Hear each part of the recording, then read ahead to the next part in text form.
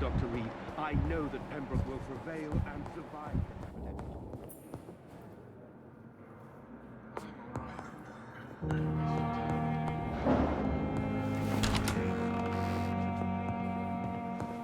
My sweet girl.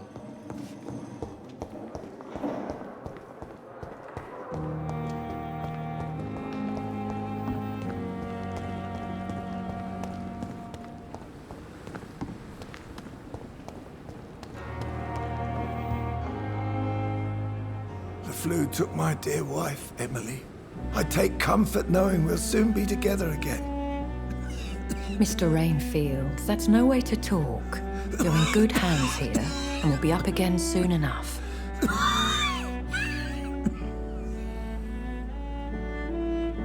Now do me a kindness and get some sleep.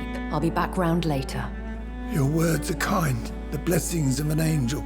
You're the sweet, sweet Lady of Mercy.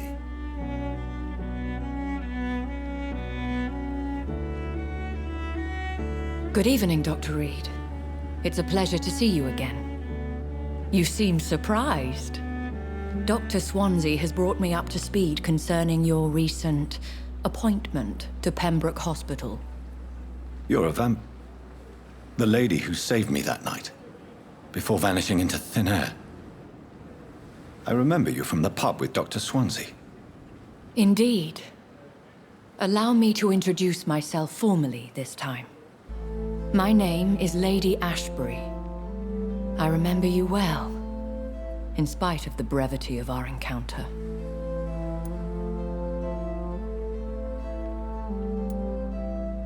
So it seems our Dr. Swansea does indeed have a fascination for creatures of our constitution.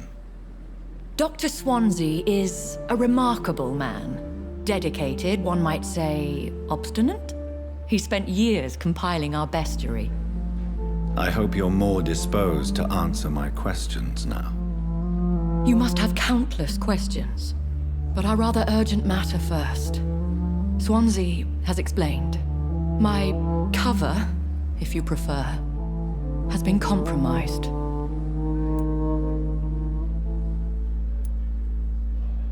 Dr. Swansea has commissioned me to be your agent in this matter. You could start by explaining what's amiss. These past insufferable weeks, I've been the victim of extortion. I've made a first payment, but the blackmailer grows greedy. I must refuse his most recent demands.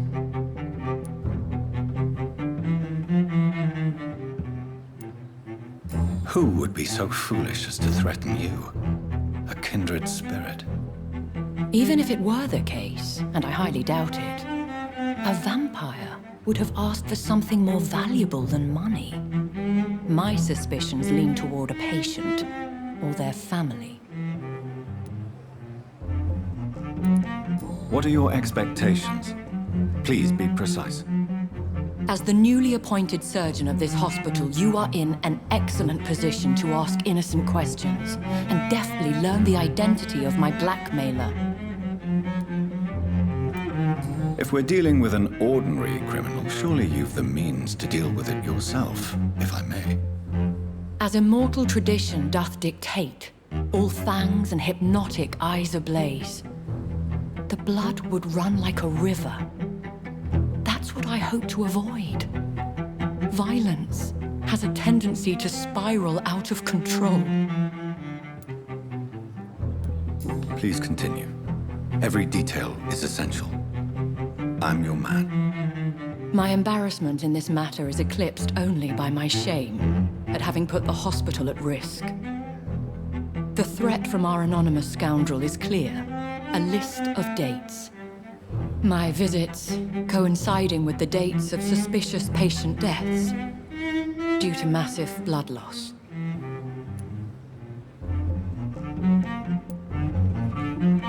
Is it true? Now aren't you the blunt one?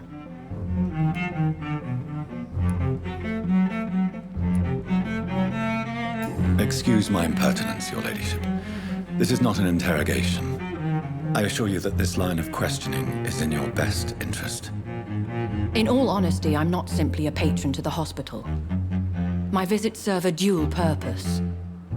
Dr. Swansea has been treating my condition with a revolutionary technique of blood transfusion. It seems you are a specialist in the domain. I'll take care of it. Do you know where I should start? If that was the case, I'd settle the matter myself. You could talk to our local gossip, Harriet Jones. Not a pin drops here without her hearing about it. I'll meet that woman now. My life, as others know, is in your hands, Dr. Reed. I'm sure of your discretion, but I do fear your powers of persuasion will be put to the test. When this is resolved, I'll be your obligé. I'll answer all questions in regards of your condition.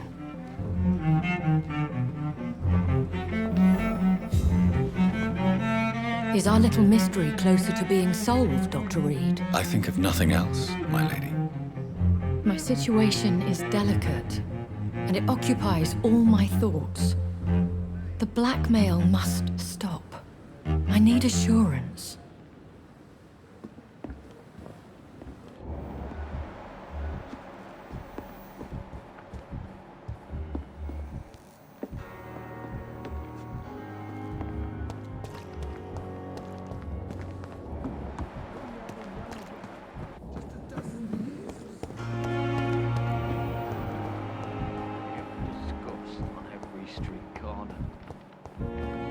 Simple ones, these nurses. Bred with no respect.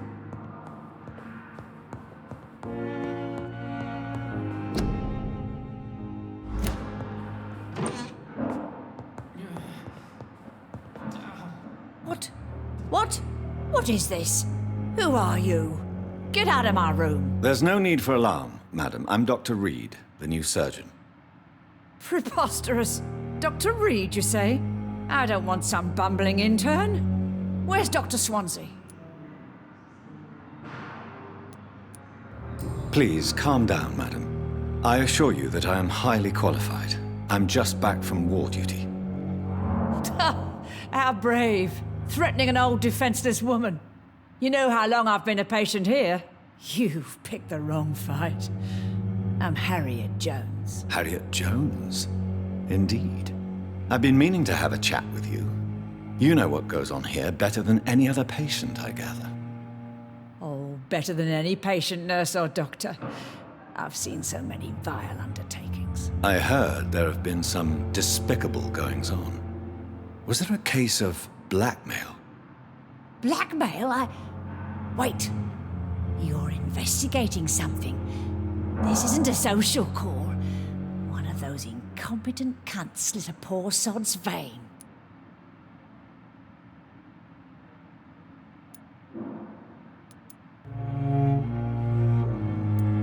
You seem to know more about the goings-on here than anyone else.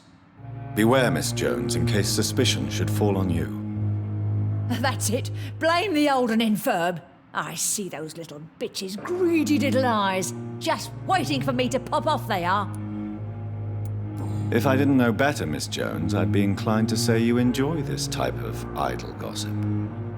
God's honest truth, Doctor. It's just the way it is here. Most of these bitches would let you freeze to death before getting you a blanket.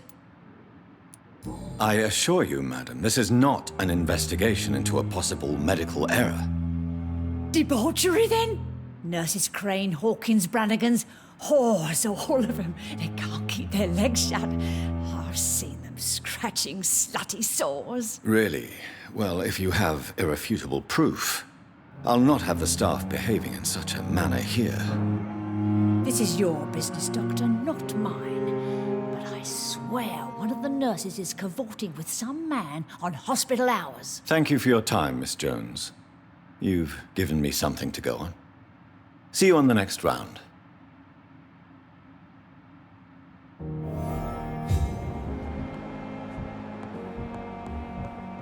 The patients and staff might know something. I'll start my investigation with them.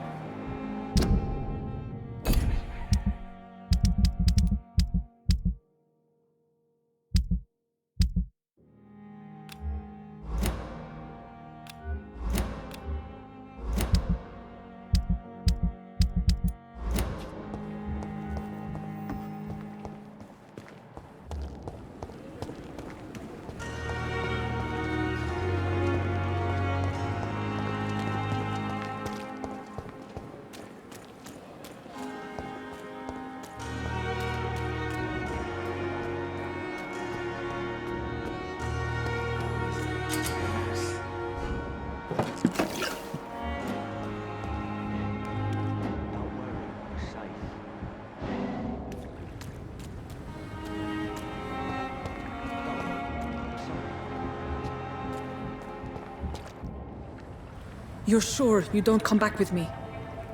Nah, I have to see someone at the hospital. Be careful. You look so bad they may keep you as a patient. Fuck 'em. I don't like hospitals. Or doctors. Well then, when you go back to Whitechapel, you may find this useful. What is it? A pass for a free medical exam by the best nurse available. Just read it. I don't read well, but thank you, I guess.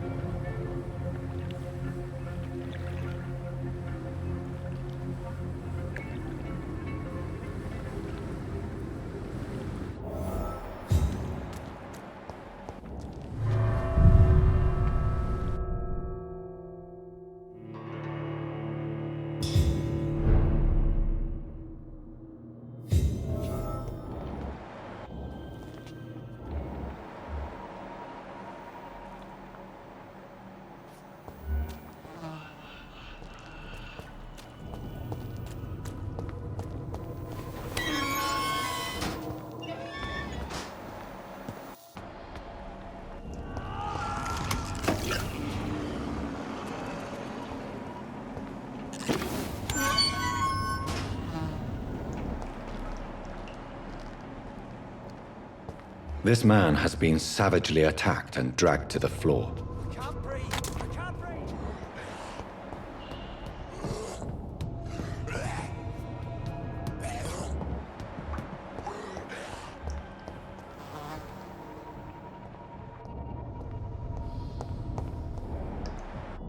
I don't want to die here. I want to see the sky, feel the fresh air.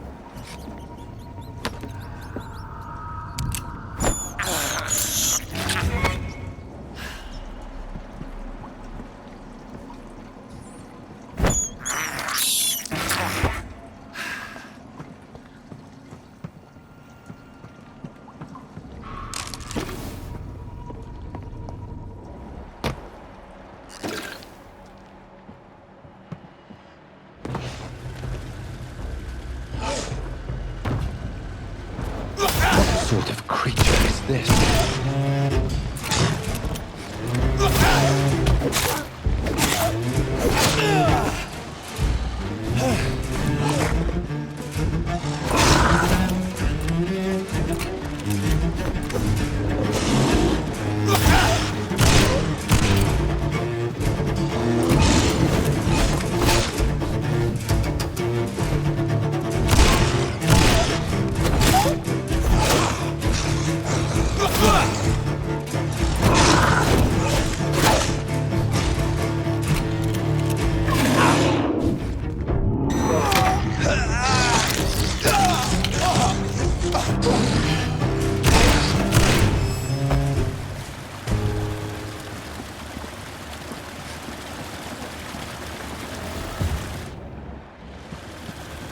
Here's what's left of him.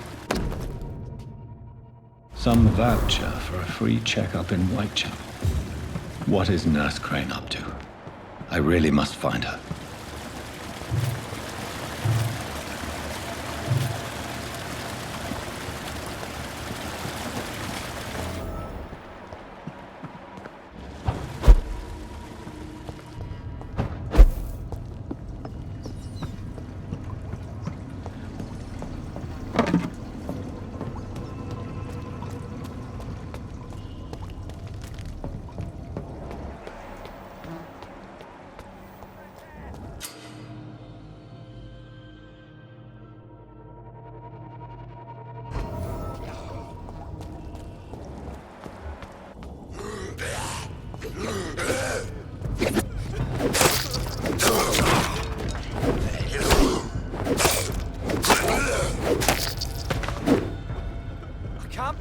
I can't breathe!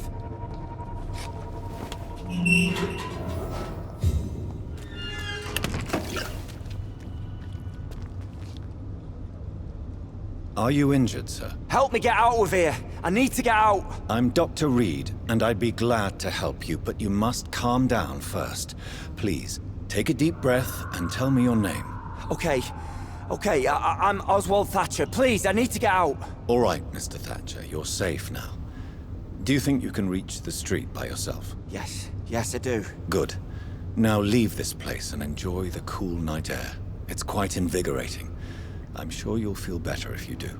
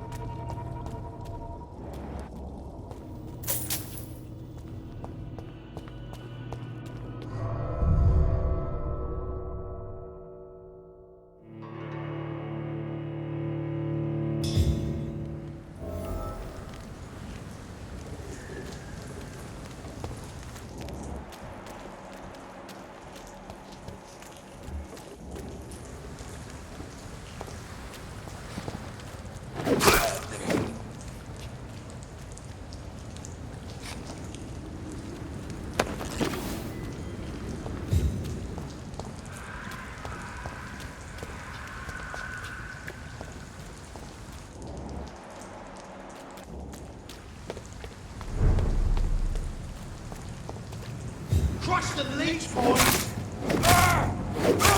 I'll kill it! Pay for this! Take its head!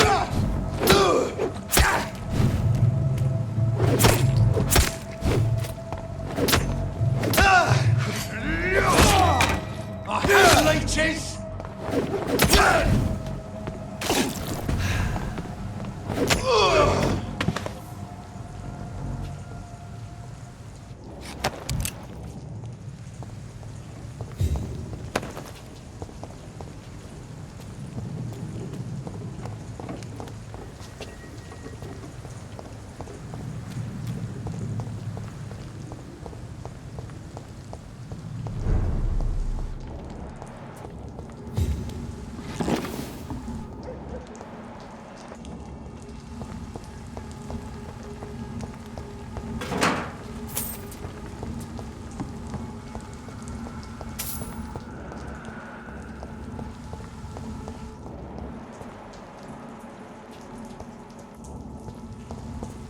It's locked.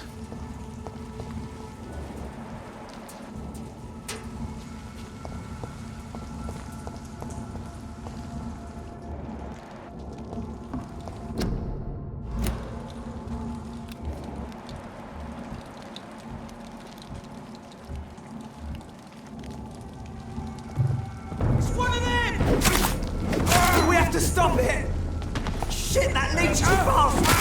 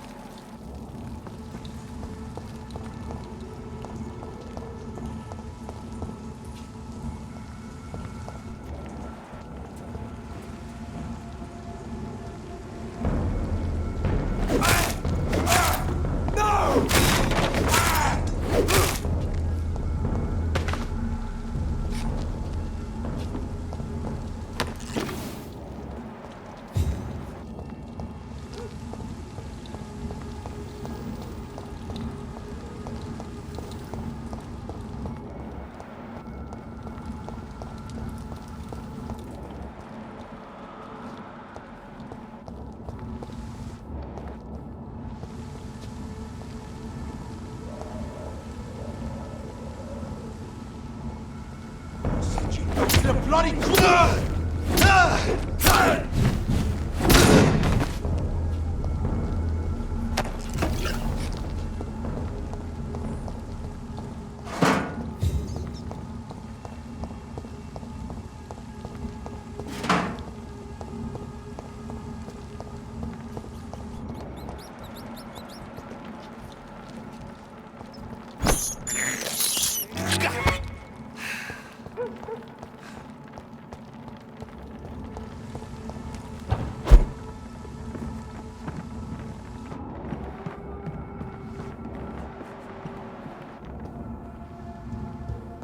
I cannot enter.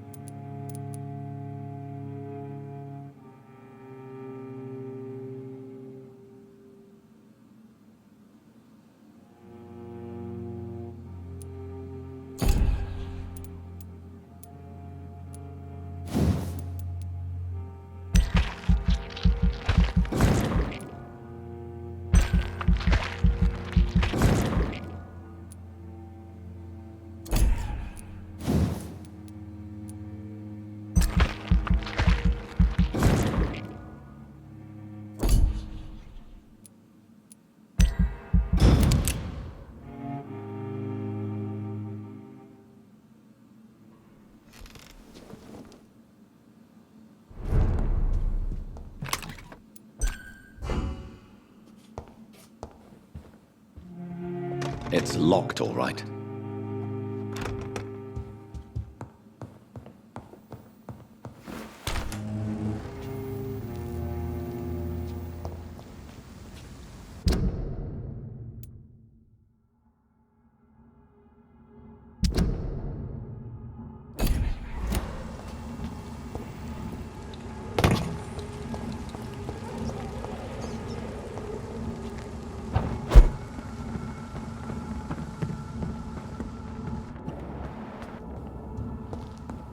I cannot enter.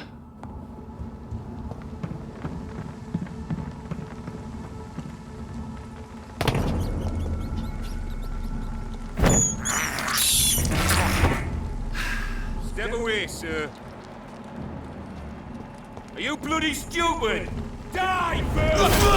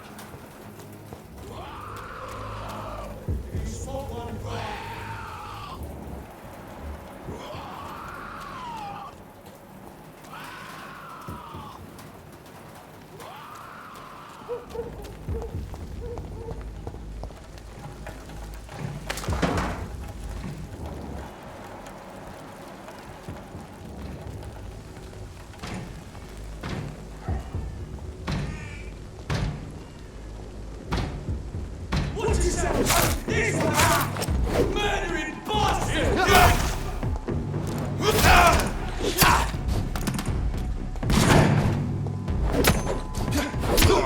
Watch it! It's a killer!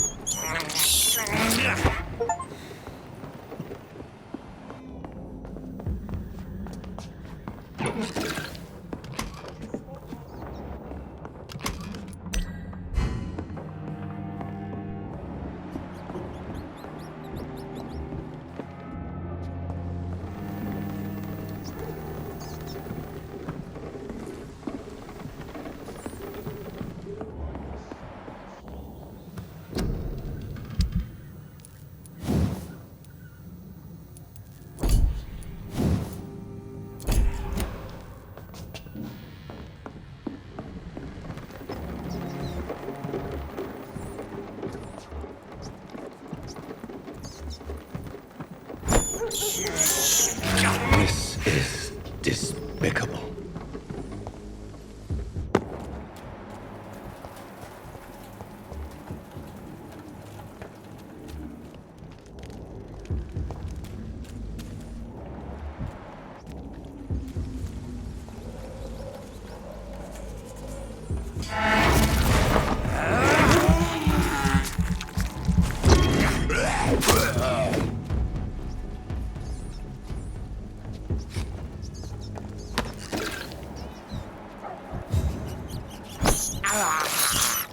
I have this thirst for blood.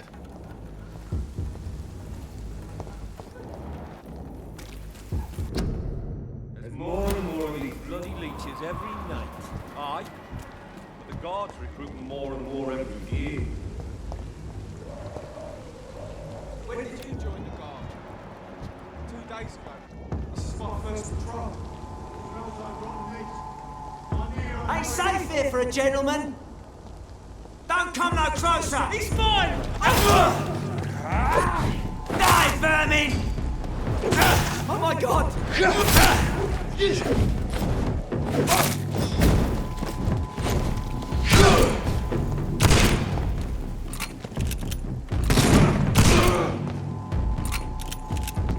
Die, vermin! Shit, that leech is... It's closed.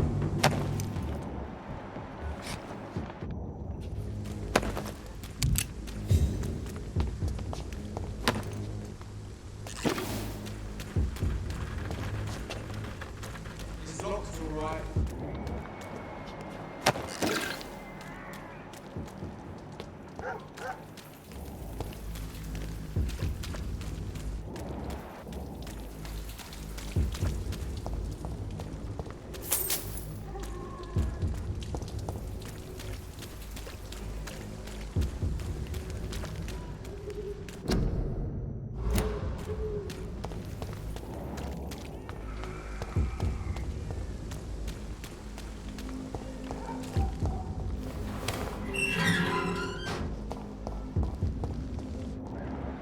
Whitechapel.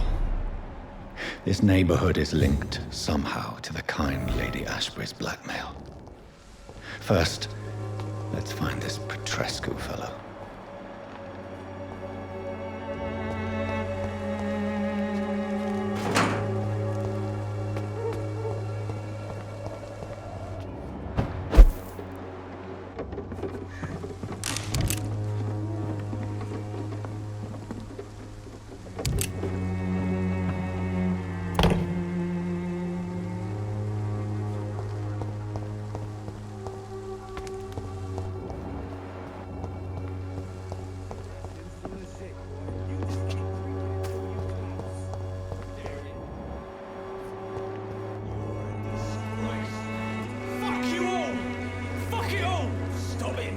Stop it! Me? I'll not die in some piss-stinking alley reeking worse than a week-old lappy. Are you all right? The bastard hit the wall next to me. I don't even know if he meant to miss. If you've been hurt, I can help you. I'm a doctor. Name's Albert. Remember it. Now bugger off. Do you know Nurse Dorothy Crane from the Pembroke Hospital? If you know anything about her, I'd appreciate it. Never heard of her. She's pretty, I'll keep an eye out. What happened? Did you really steal that man's medication? Hey, I didn't do anything, it ain't me. Medication and drugs are a rare commodity in East London. So you picked an easy target, didn't you? Sod off, mister. You ain't got no clue what's going on here. Bastard was a soldier in the war, so now he's got the right to shoot me. It's true. I'm not familiar with this part of town.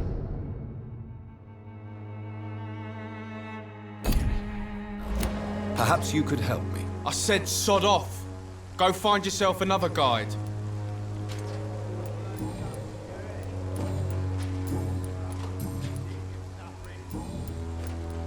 Goodbye, young man. I won't end up another drunk arsehole littering the streets.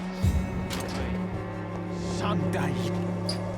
What? Shooting a boy in the middle of the street. Not the best thing to do, wouldn't you say? What? You saw what happened? Who are you? I'm Dr. Reed, and I'd like to ask you a few questions, if you promise me to set your gun aside. No. Look, I'm not a violent man. I'm Benjamin Palmer, doctor. And no one can help me. Not even you. Do you know Nurse Dorothy Crane from the Pembroke Hospital? Have you heard anything? It's funny, I've been searching for her too. I need some pills. But the woman is a phantom, if you ask me. Really? And why is that? Word is she ain't real. She's a cover for some doctor who runs an illegal dispensary for migrants.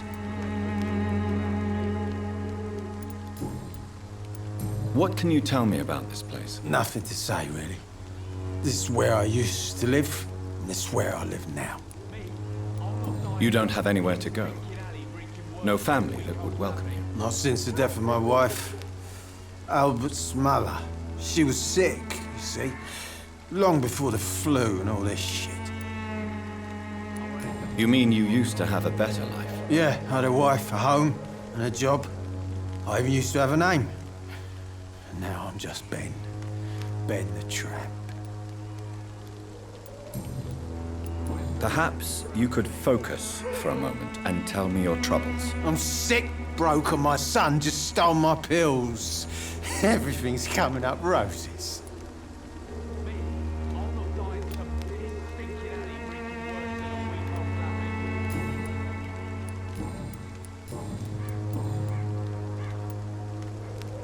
Whatever the boy did, I'm sure he didn't deserve a public execution. I swear I didn't want to hit him. It's just that I'm sick in the head, you see, and the boy just frayed me last nerve. What is it, Benjamin? It was the war, wasn't it? Your nerves are shot, aren't they? I need some answers, Private. From one soldier to another. The doctors called me a liar, a coward. Put me in a straitjacket, locked me up. Finally, they sent me back to the front lines with a handful of tablets. It's a pity that doctors still practice such barbaric methods. It's a dishonor to our profession. Now only the pills stop me thinking about this shit. To not hear the explosions. I'm even scared of the dark these days.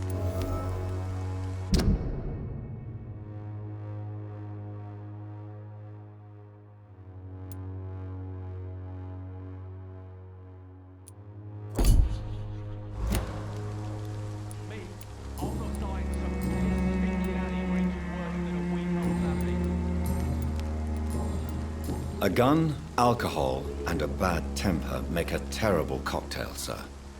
Goodbye for now. I won't end up another drunk arsehole littering the streets. Not me.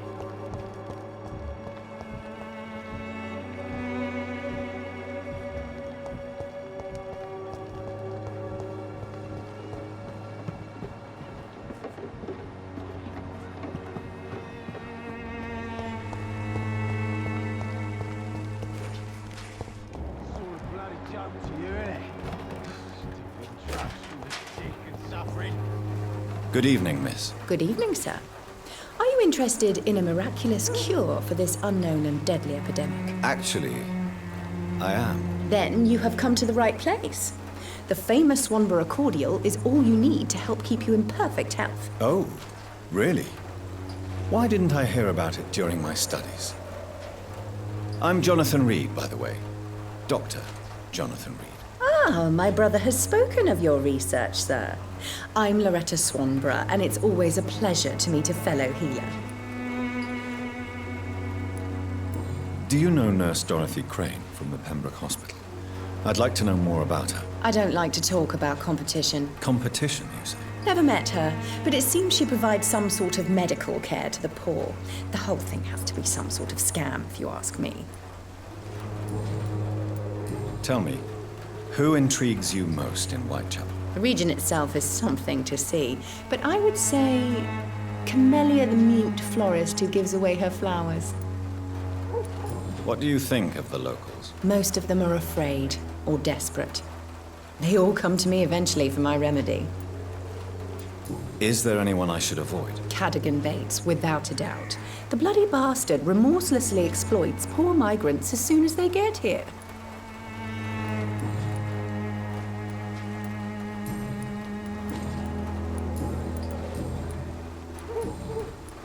I'd like to see what kind of medicine you're selling.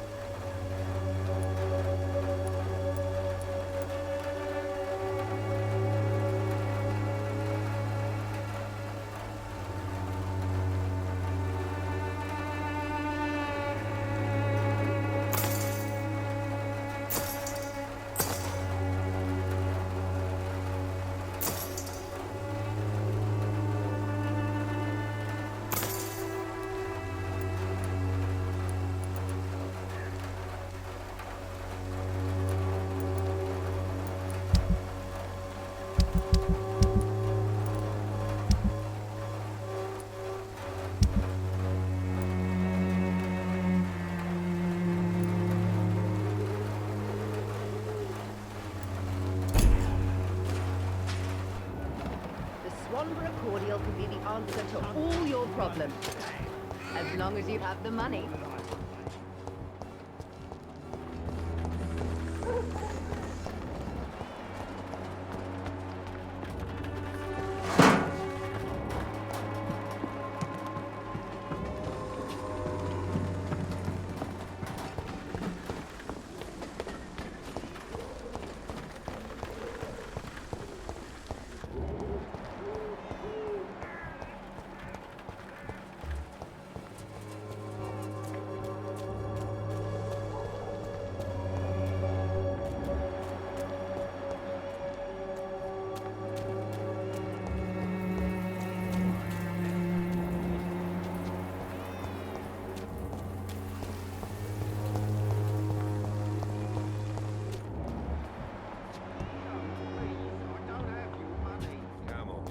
You know the game, you pay for peace of mind. Can't you just look the other way this week, Joe? Come on, we can sort it out. Welcome, sir. Please, take a browse of my wares. I am Dr. Reed. I would like to ask you a few questions, if you don't mind. Doctor? Interesting. I'm Barrett Lewis. Usually I don't have time to waste with talk, but at this hour of the night I can hardly refuse. Have you heard of a nurse called Dorothy Crane? Nurse Crane? So the bitch really is a nurse, then? Always thought she was just some crafty foreigner, that one. So she's trying to help her fellow immigrants. Why would that make her a villain? Dorothy Crane ain't even a real name. Something like Dorothea Craniu. Something like that. Came to England fleeing the war, I was told. That doesn't explain why she irritates you so much. Your precious Nurse Crane gives away medical supplies and prescriptions for free. I offered to sell it for a fair cut, but no. Miss Crane wanted to play the quiet saint.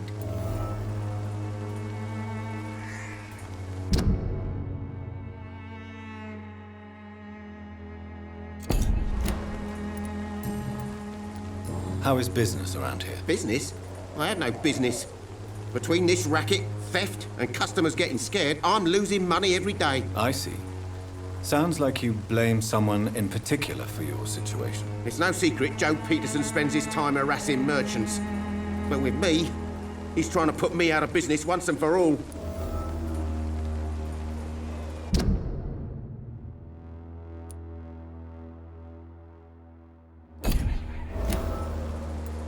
As a merchant, you see Whitechapel every day. Have you noticed anything out of the ordinary recently? What you mean besides the epidemic, the war, and all the usual crap? As long as I can remember, this part of town has been a bottomless pit, and no sign of the bottom yet. Violence is increasing in the borough. Yeah. A few nights ago, some blokes jumped me. Came out of one of the condemned workshops. Fever, madness, something like that. Where did this happen? Why did you go there? In the closed workshops nearby. I worked there as an apprentice in better days. Now I only go to find trinkets or tools. Too bad I was mugged, though. There was good money in that little box of loot I lost. Have you been hurt? No, but that's only because I ran like hell. Those men were raving lunatics, I tell you. Not even able to speak anymore, just screaming.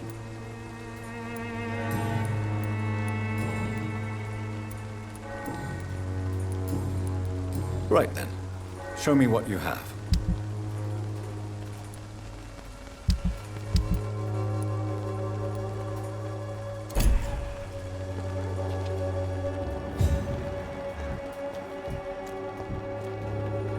Excuse me, sir. I have a few questions for you. Another journalist?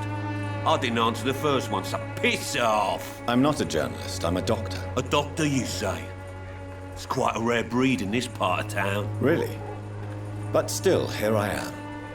Dr. Jonathan Reed, at your service. I'm Joe Peterson to some, but Colossus Joe to most. And I don't remember asking for your service, sir. Have you heard of a nurse named Dorothy Crane? She's a colleague of mine, and is supposed to live around here. Dorothy Crane? Yeah, I know her. One of the few good souls who dare to help the sick around here. Could you please tell me more about her? She's a nice girl. Tries to help the migrants. I offered to give her a hand, but she said my reputation would attract too much attention. According to you, physicians are scarce in this part of town. Why is that? Not familiar with this neighborhood, are you? I guess your fancy colleagues are too afraid of being stabbed in the back. This part of town does have quite a reputation. Would you say it's justified? Totally. Look at me, for instance. I always look my opponent in the eye before knocking him out. May I ask what you do around here? I do whatever I want, and sometimes even more. Now sod off. How did you become the local bully everyone is afraid of, Joe? There's no pride in roughing up poor bastards. But this is the only job I've found. And it pays well, too. A job? So you're racketeering for someone else? I got enlisted by the Wet Boot Boys, a gang from the docks. I'm their muscle for their dirty work. You are a criminal who endorses criminal activity.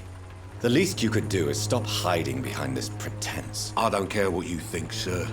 I do what I have to do for my own reasons, and that's that. I'm not sure Mr. Lewis would agree with your by all means necessary philosophy, sir. Oh, do you really think he's the poor victim here? Barrett can be as sneaky as anyone. Long ago, I even called the bastard my best friend.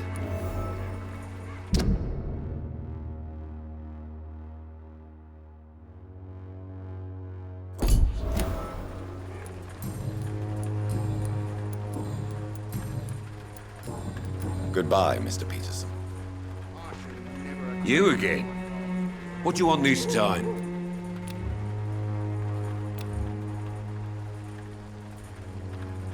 Goodbye, Mr. Peterson.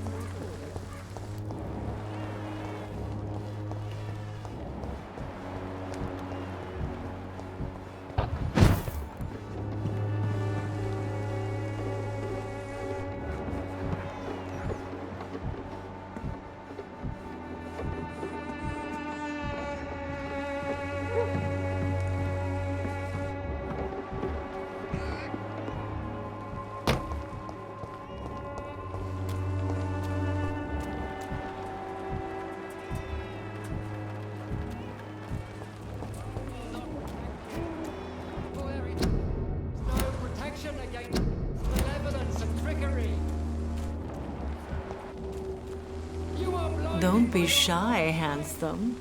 What can Christina do for you? I'm not looking for what you're selling. But I'd like to ask you a few questions, if I may. I'm a doctor. Dr. Reed. All right then, but be quick. Though I usually get paid when I open my mouth. Do you know Nurse Dorothy Crane from the Pembroke Hospital? Anything you can tell me about her would be helpful. I don't know her, but I know her name is Dorothea Crăciunescu. She came from Romania like me and many others. You seem to respect her. Dorothea helps the sick people of Whitechapel. Everyone should respect that.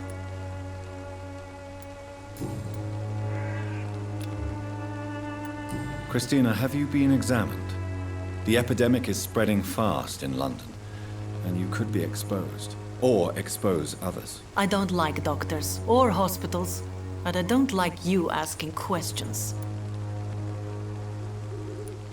Considering your line of work, I assure you it is only a matter of time before you have health issues. If it is going to happen, it will happen. Right now, I need money. That's what's important. You can put your own life in danger, that's your decision. But what about your clients? If you're contaminated, you will put them in danger too. And you think that would worry me? If you knew the men I deal with, their health would not be what you'd worry about.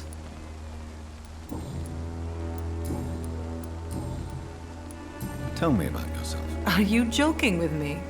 People don't usually come to see me for conversation. I have no interest in your work. I am, however, curious as to what led you into this career. Short story. The war, exile, and England. This country is not especially welcoming. I've been refused many jobs because of where I am from. I had few options left.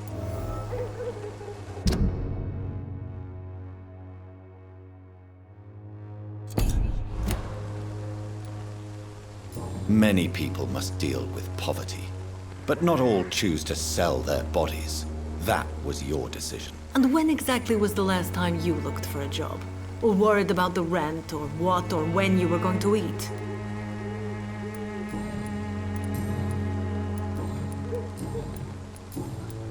Goodbye, miss. Take care of yourself as best you can.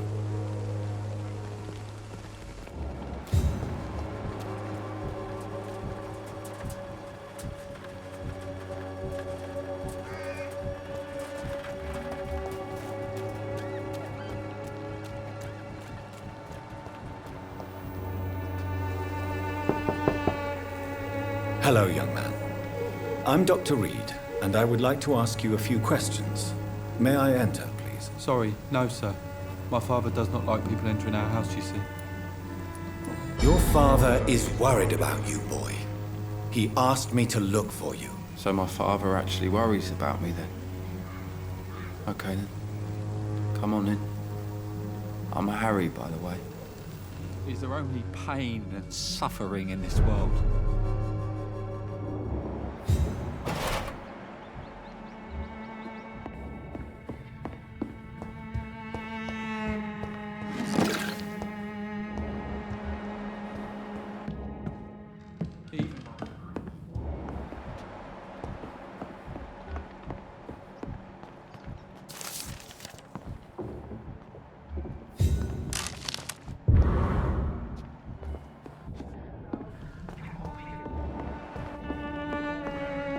It's locked, all right.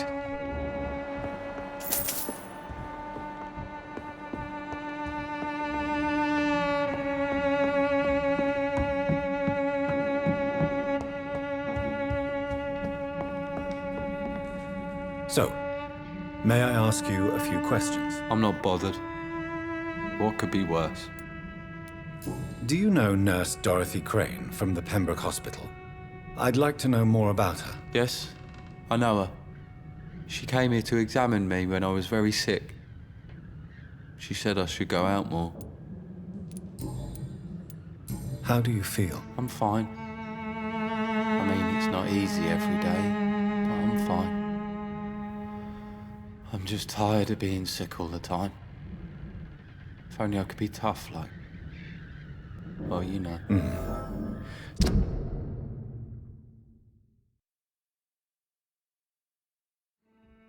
Speaking of which, what can you tell me about your father? My father is an idiot who makes idiot things. That's all I have to say. Forgive my bluntness, young man, but you don't seem happy living in Whitechapel. Why should I? I never wanted to come here in the first place. It was my father's decision. And look around you. Does this look like a nice place to live?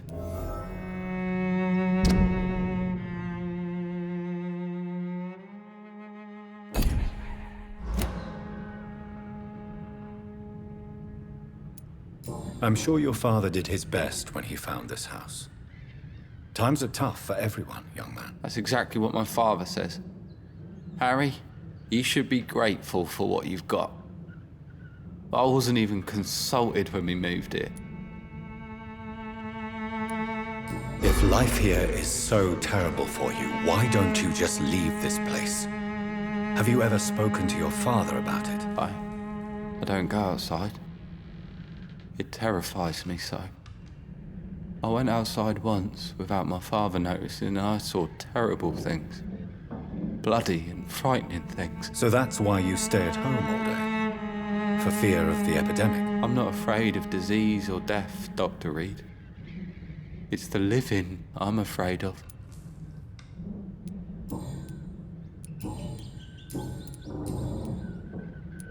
Your father and Mr. Lewis used to be good friends. What happened, Harry? I was young then. I don't remember Mr. Lewis ever coming back again after my mother died. Or was it after my father started bullying him? I don't know. Have you tried speaking to Mr. Lewis about it? I don't go out often, but yes. And he scolded me and told me to leave him alone. I guess my father frightens him too much. But you are not responsible for your father's actions. Am I not? Dad always says that he joined that gang for my safety. So if I wasn't born, people wouldn't be worrying about Colossus Joe.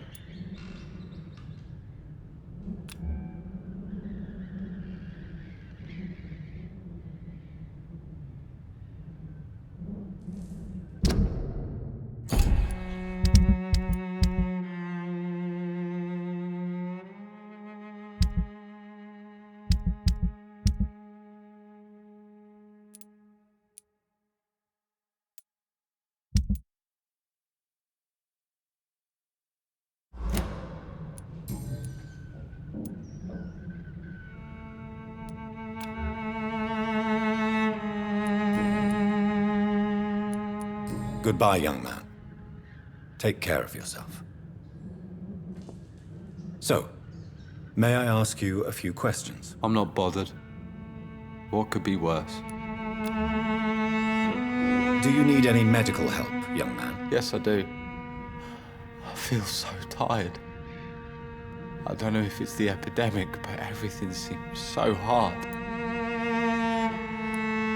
You'll feel better with this, but you need to get a grip, young man. Medication alone won't cure melancholia. I'm not sure I'm happy with the idea of living long in a world like this. But I thank you for your concern, sir.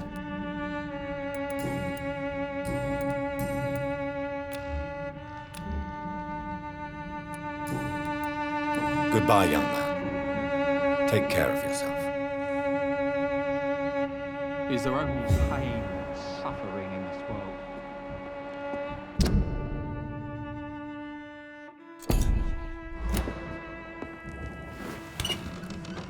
Now it's hard to believe, but this district has always been wretched. Let your guard down.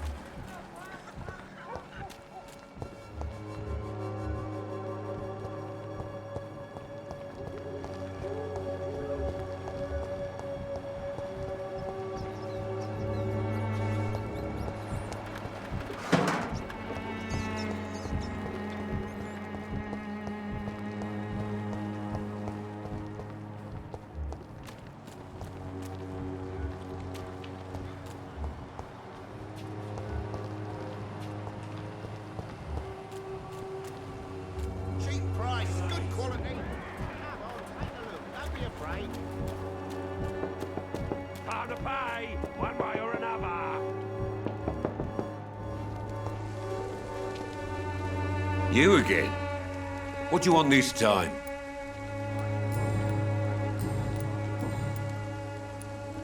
Harry doesn't seem happy living in Whitechapel. Why did you make him come here? I've always put my son's interests above everything else, whatever he may think. Our house is small but affordable. The walls are thin, but the door is solid. You really love your son, don't you, Mr. Peterson? He's my pride and joy. Even if he hates me for the choices I make and pushes me buttons more than he should. Do you have any regrets? Only one. Not to have my beloved wife by my side. She died when Harry was little. My sweet Jane. She gave the boy confidence. Since the criminal nature of your job means you could be arrested, are you not afraid of what would happen to your boy if you were? No one will ever take my son away from me. If that ever occurred, I'd hunt the bastard down and rip off his head with my bare hands.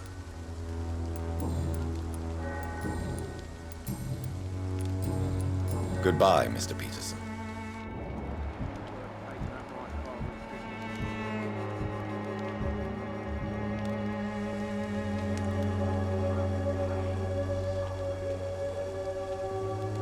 Joe, please, I don't have your money. Come on, Barrett, you all game. You pay for peace of mind. Can't you just look the other way this week, Joe? Come on, we can sort it out, right? It's not my call, Barrett. You pay one way or another. Please, Joe. How long have we known each other? We even used to be neighbours, for Christ's sake. I'd prefer not to give you another beating, Barrett.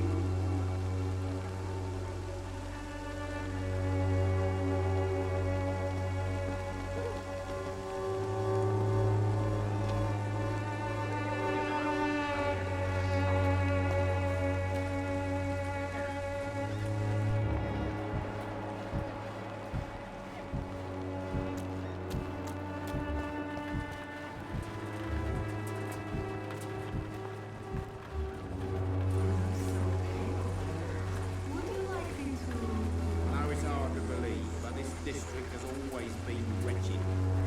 And let your guard down.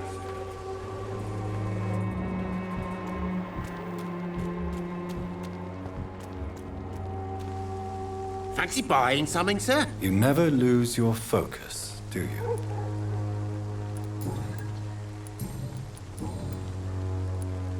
Joe Peterson. He's the villain here, isn't he? But you seem to know each other. I've known Joe for years. I saw him box once or twice. He was a friend then. But these days, he's just another thug. What can you tell me about Mr. Peterson? Besides his behavior toward you, obviously. Colossus Joe was a decent boxer, good one even. But after his wife passed away, he found every excuse to stop training. Just wanted to pick fights with everyone. It's never easy to find a new path in life, especially after the loss of a loved one. But crime is certainly not the best option. We've all had some rough times, ain't we? But most of us don't use our fists to see us through. And no one has ever stood up to this thug. Nobody would be fool enough to stand against a wet boot boy. What do you know of Harry Peterson? The boy seems so fragile. Not like his father at all. Harry's a good boy, but he spends most of his time complaining. He's had it tough, all right, but he needs to grow a pair. What troubles him exactly? Well, despite being his father's son, almost everything, I think. He never wanted to come to Whitechapel in the first place. Hates this place more than most of us.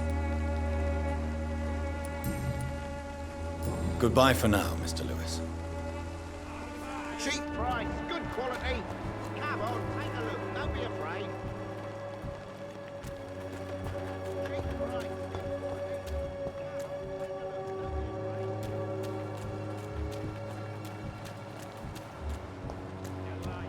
Where's my money? How to pay? One way or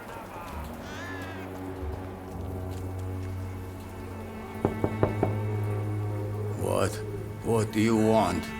Leave me alone. Good evening, sir. I'm Dr. Reed. I'm looking for Nurse Dorothy Crane. There is no Dorothy Crane here. Now goodbye. I'm afraid this medical leaflet says the opposite, sir. Really? Well, I'm afraid I'm going to close this door right now. Go bother someone else, Mr. Doctor. To enter that house, I must discover who this man really is. Maybe I could start by observing what he's up to.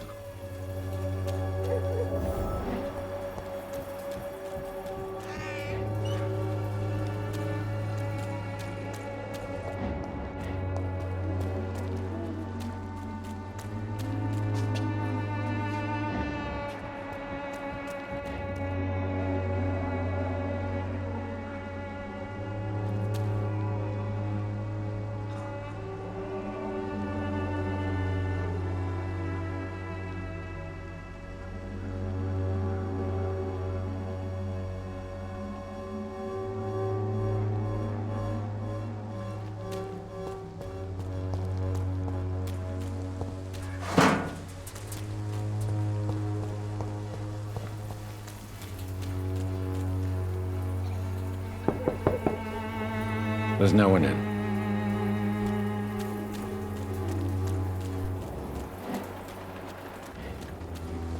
It's locked, all right.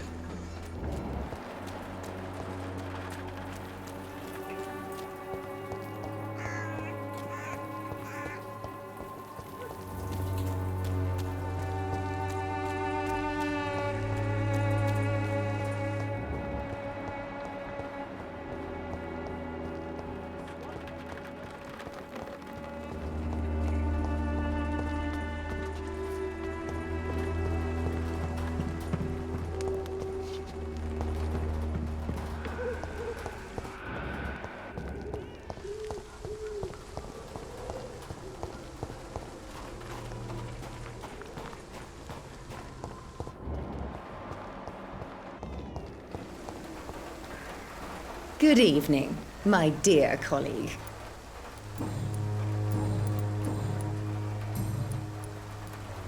Goodbye, Miss Swanborough. Perhaps we'll talk again.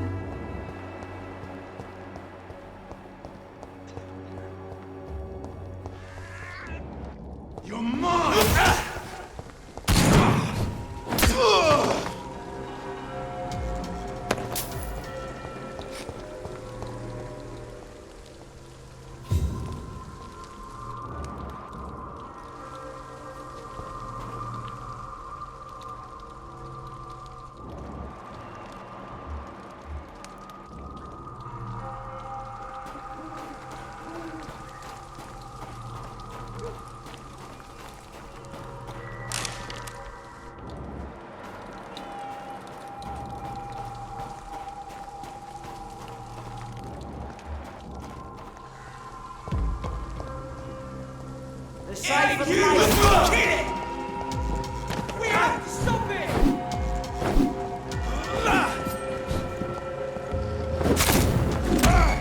Filthy piece of...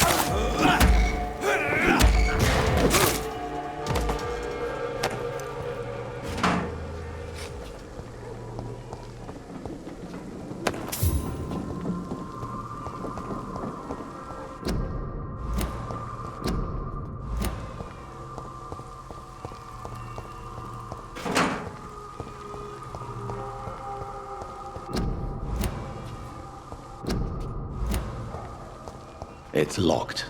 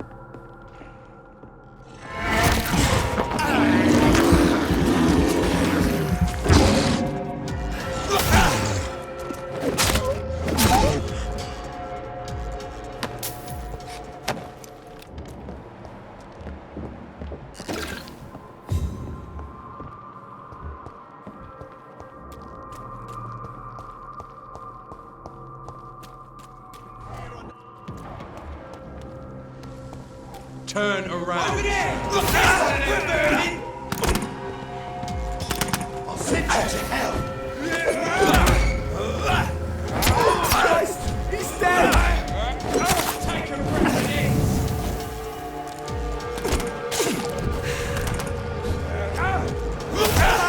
Shit!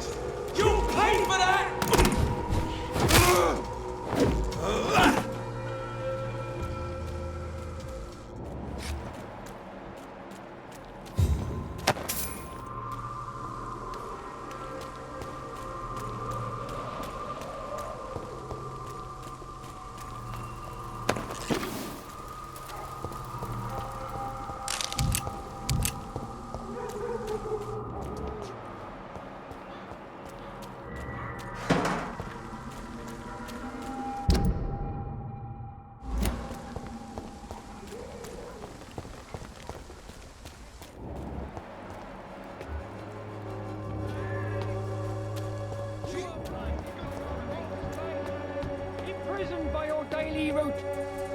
Forgive my interruption. Do not apologize, my son. Father Tobias Whitaker is always happy to teach mortals about the incoming Armageddon. I am Dr. Jonathan Reed, and I just have a few questions. A scientist? You are much more lost than I thought, my son. Do you know Nurse Dorothy Crane from the Pembroke Hospital? I'd like to know more about her. I don't like the liberal ideas of nurses. But I especially abhor that Nurse Crane you mentioned. So, you're not exactly a fan of Florence Nightingale's work. But nurses are essential for modern healthcare. Nuns should be the only women allowed to take care of male patients. It's obvious only they have the necessary moral fibre. Why do you hate Nurse Crane more than other nurses? Before coming to London, she was a member of the communist resistance in her country. That's what happens when you let a woman get involved in politics.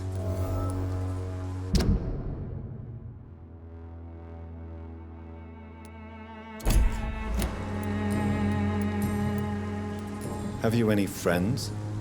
Any family left in these terrible times? No. But I have a disciple I see as my son. He is so devoted. I sent him to preach the good word in the heart of this corrupted city. Where did you send him? I sent Samuel to the Stonebridge Cemetery, where the pestilence and evil grows night after night. You sent him on some preaching crusade during the epidemic. As a true believer, Samuel will fear no evil while he walks through the valley of the shadow of death.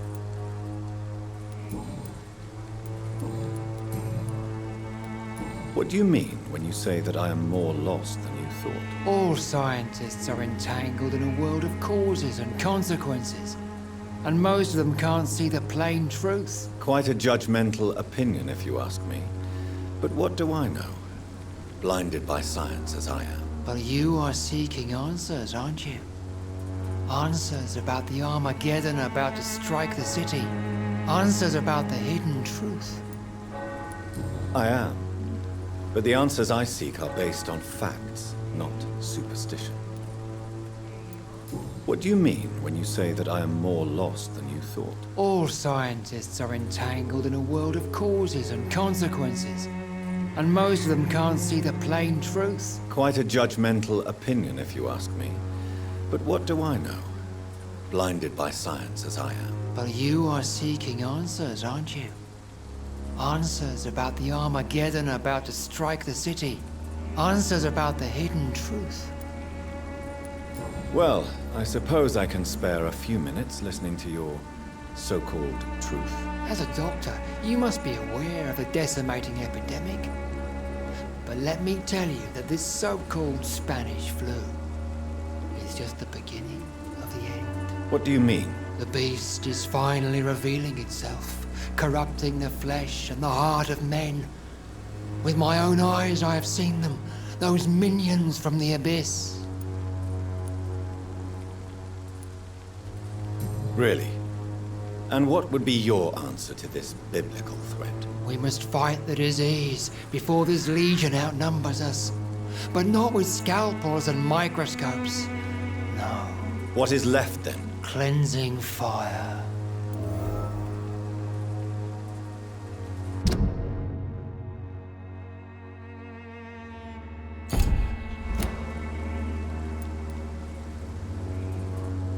What do you mean when you say that I am more lost than you thought? All scientists are entangled in a world of causes and consequences, and most of them can't see the plain truth. Quite a judgmental opinion, if you ask me. But what do I know? Blinded by science as I am. But you are seeking answers, aren't you? Answers about the Armageddon about to strike the city. Answers about the hidden truth. Well, I suppose I can spare a few minutes listening to your so-called truth. As a doctor, you must be aware of the decimating epidemic. But let me tell you that this so-called Spanish flu is just the beginning of the end. What do you mean? The beast is finally revealing itself, corrupting the flesh and the heart of men. With my own eyes I have seen them, those minions from the abyss. I have heard enough. Goodbye. Would you like me to invite you?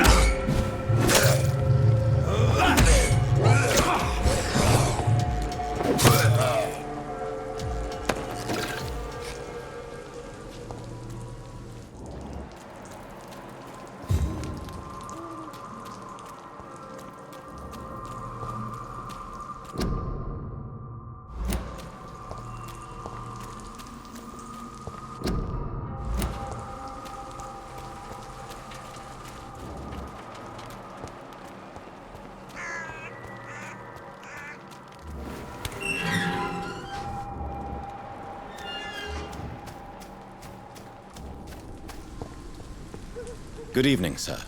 I'm Dr. Reed. I would like to ask you a few questions. Please be my guest.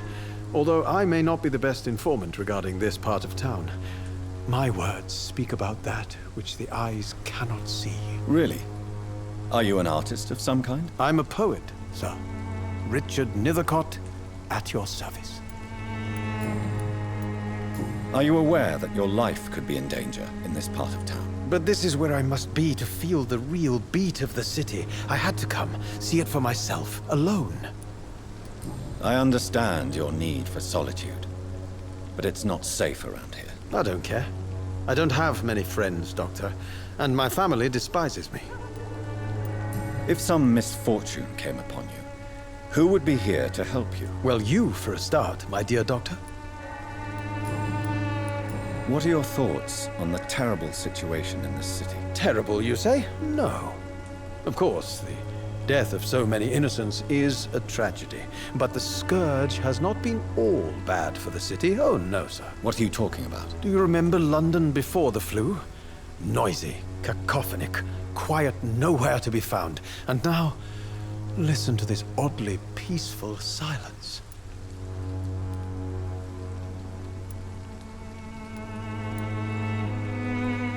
My mother loved poetry. Perhaps your words would have touched her sensitive nature. I only see a dreadful disease. Most people fail to understand my perspective. I don't blame them. But how could I call myself a poet if I veiled my feelings? May I ask what you're doing at this hour of night, sir? Do you live here? Not at all. I'm just enjoying the pleasure of a quiet walk. Though night talks are always preferable, if you ask me. Especially with strangers. But are you not afraid of the epidemic? Oh, why should I? I see some equity in the Spanish flu. No flesh should be saved, say the scriptures. Good or evil, rich or poor, all are equal in the eyes of the flu. If you say so. But as a physician in a time of epidemic, I must caution you to avoid unnecessary exposure, sir. Thank you, Doctor. But we both know the seeker of truth has to go boldly where the weak dare not.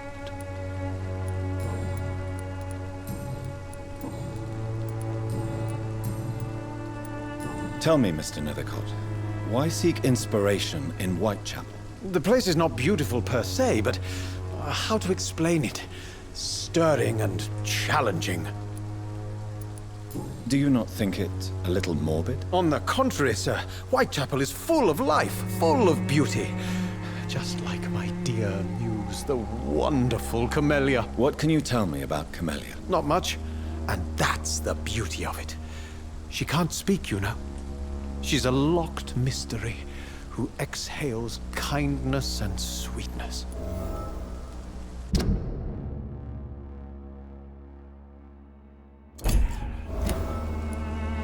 Perhaps you're just afraid to find out the truth about your muse. One day, perhaps, I'll ask her to come with me. But will she still be my wild flower of Whitechapel if she moves uptown? And have you ever tried to learn more about her? Where she lives? How she survives? Whom she may know? Maybe I prefer she remains an enigma. Reality can be so dull, don't you think? In what way, exactly? The struggle by gaslight, the barren smiles and the added hunger under the rain. If you say so. Such vibrant antagonism and vivid paradox. The stripped humanity raged across each street. Vivid, of course, yes. And what about the poignant distress? Oh yes, the poignant distress. You see what I mean, don't you? That's what I want to write about, and that's what Whitechapel is made of.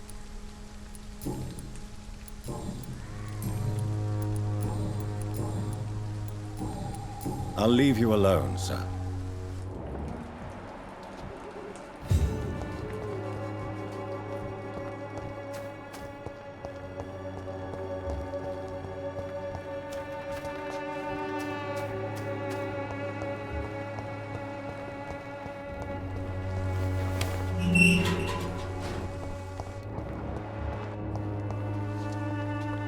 Good evening, miss.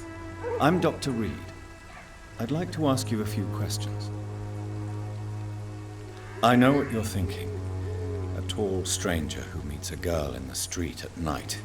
It reeks of the penny dreadfuls. But I mean you no harm, truly. Tell me about Richard Nethercott. I understand he is quite fond of you, Camellia. I know you understand what I'm saying. Your silence has nothing to do with you being mute, does it?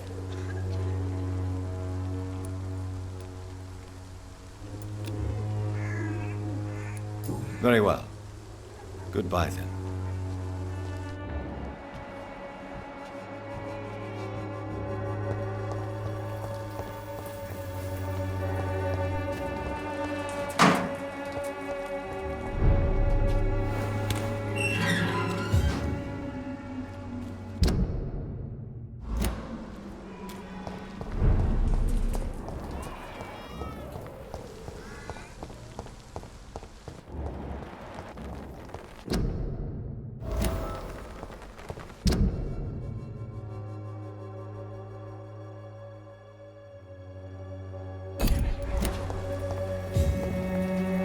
Hello again, miss.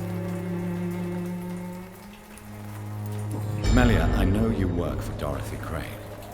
Please tell me about her secret dispensary. A stubborn and mute comrade. Nurse Crane and Darius Petrescu have been clever. Very well. Goodbye, then.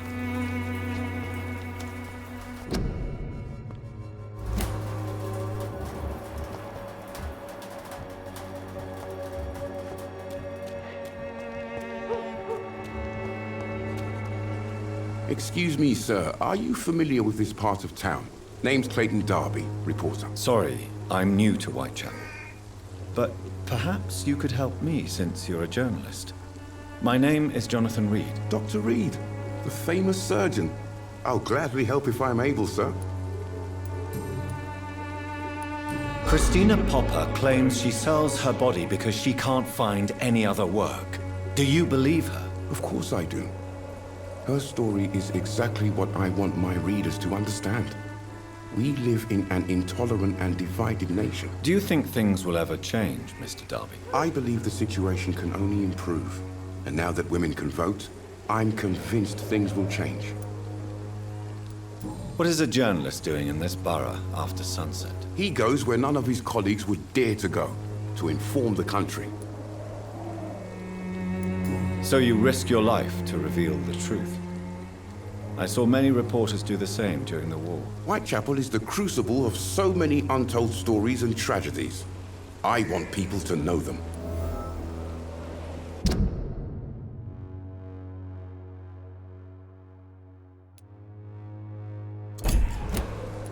That's quite honorable of you. But is the public interested? Not at all, sir. And that's why I'm an independent journalist, hoping to sell some stories.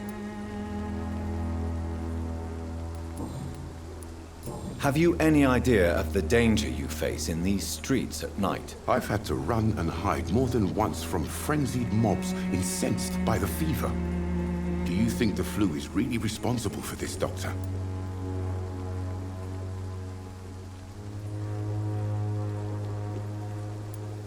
I'm convinced there is more at work here than a simple epidemic. Really?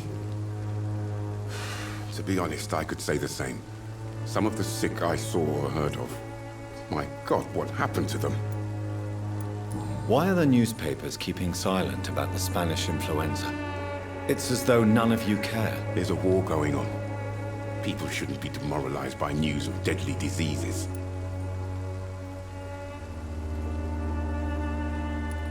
I served in France. Our top priority must be to put an end to this butchery. This war must stop now. Sir, streets are a battlefield too. An invisible and untold war is going on, and it must be stopped.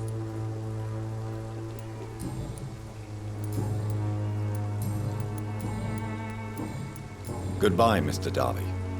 Farewell.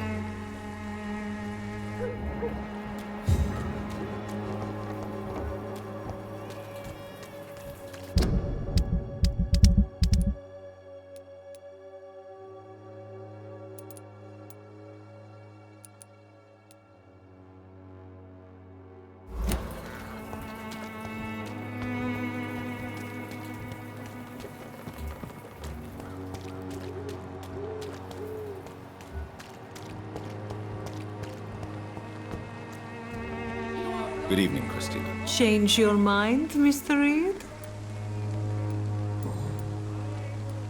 Clayton Darby claims he will expose the crisis in Whitechapel to all of London. Do you believe him? I believe Clayton's courage will erode with time, until he finally leaves Whitechapel to start another fight somewhere else. Why this skepticism? How can you speak about starvation if you've never been hungry?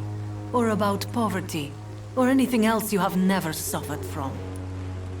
Are you talking from experience? I've seen your type come here to get a good fuck in a cheap room or a dark alley before going back to their fancy houses in the West End.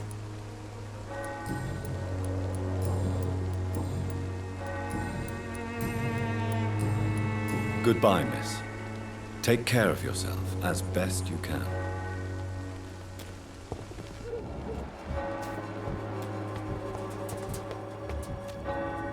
Good evening, Mr. Whitaker. It's Father Whitaker, my son.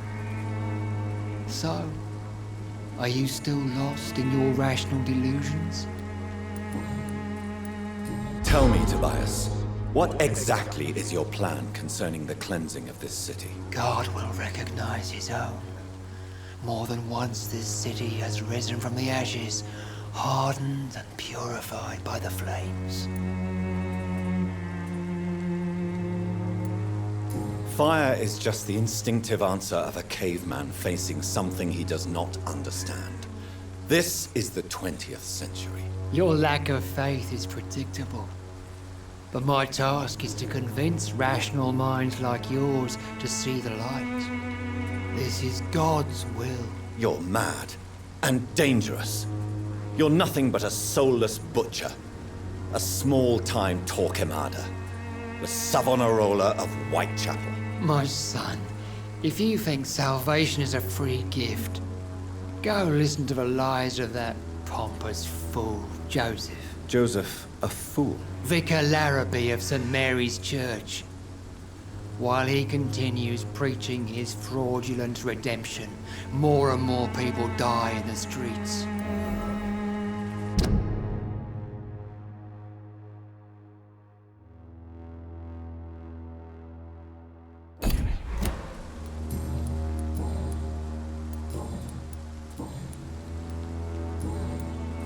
I have had enough for tonight. Goodbye.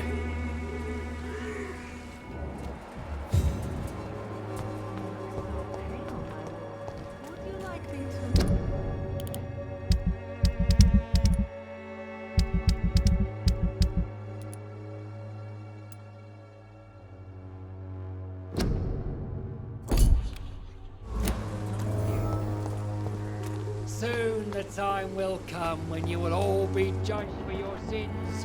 Even now, he judges you.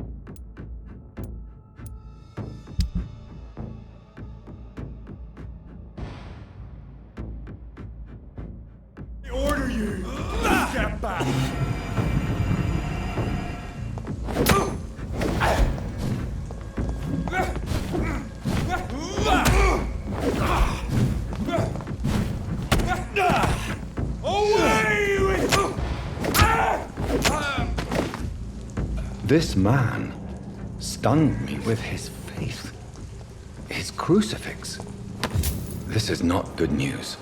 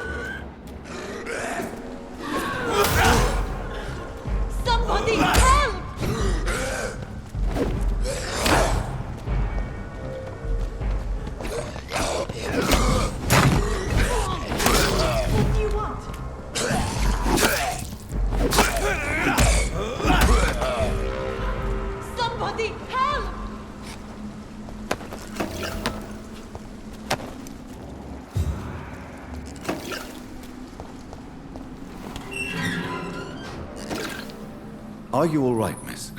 I don't know. Who were those people? They wanted to kill me. Why? They've lost their minds in the epidemic. They won't come back for now. You seem to know a lot about them, sir. I'm Dr. Jonathan Reed. I'm investigating this disease. I am Xiaoxun. Thank you so much for helping me, Mr. Reed. I must go to the cemetery now. Goodbye.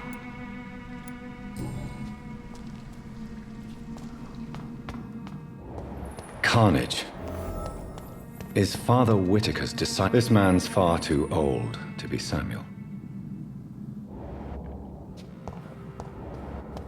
No. By the look of his clothes, this man's a docker. Samuel isn't here. I had better follow the blood trail.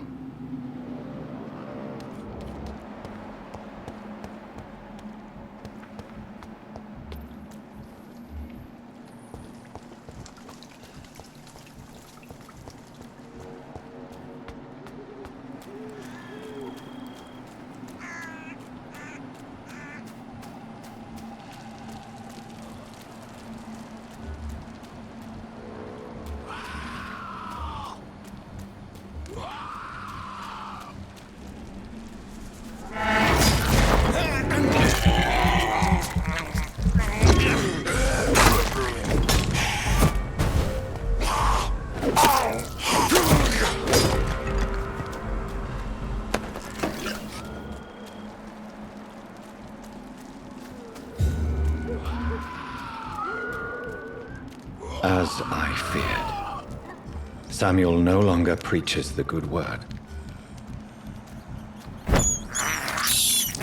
This is despicable.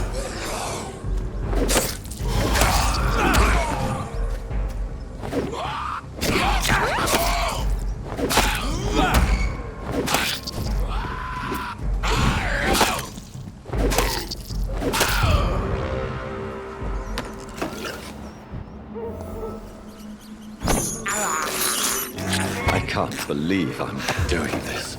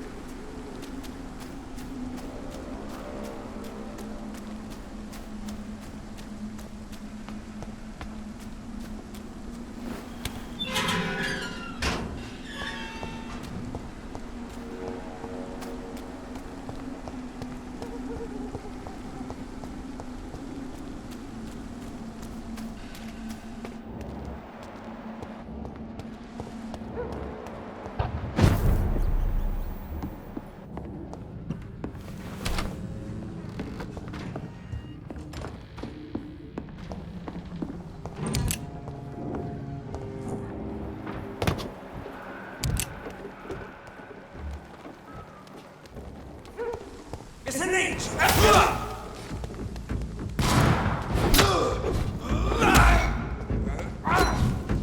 Kill you!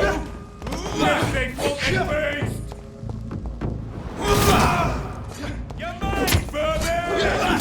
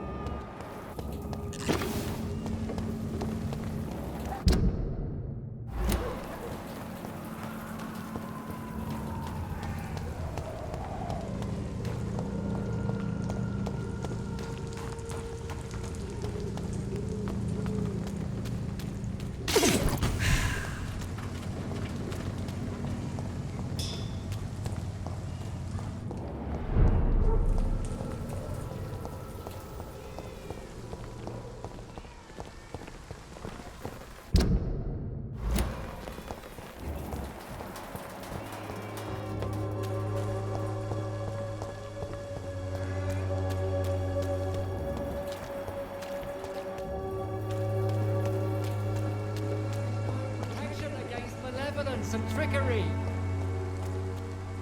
Good evening, Mr. Whittaker. It's Father Whittaker, my son. So, are you still lost in your rational delusions?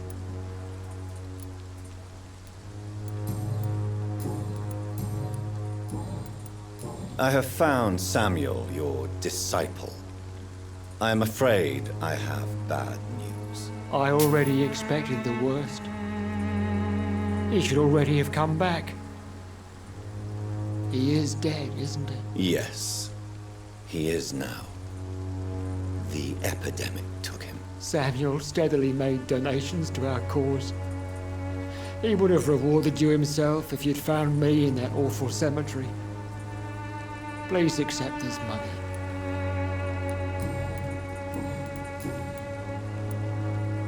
Your disciple, Samuel, stole from the dead in Stonebridge Cemetery. I have proof of his crime and proof of his death. No! Samuel was the best of us. So devoted, so zealous. He gave all he had for the cause. He tirelessly preached the good word.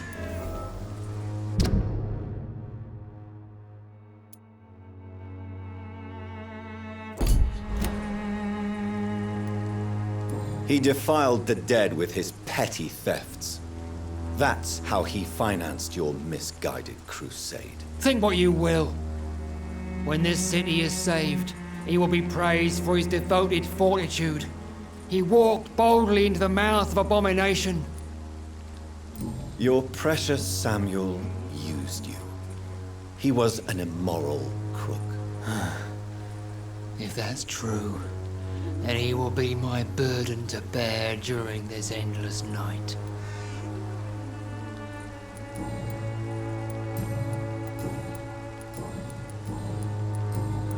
I have heard enough for tonight. Goodbye.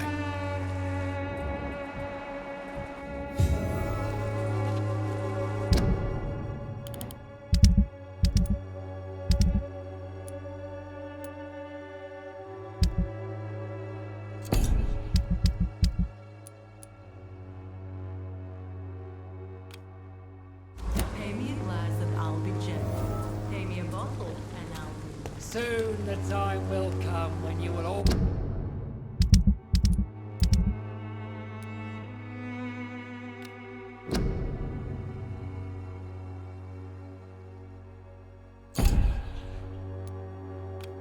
will be judged for your sins, even now.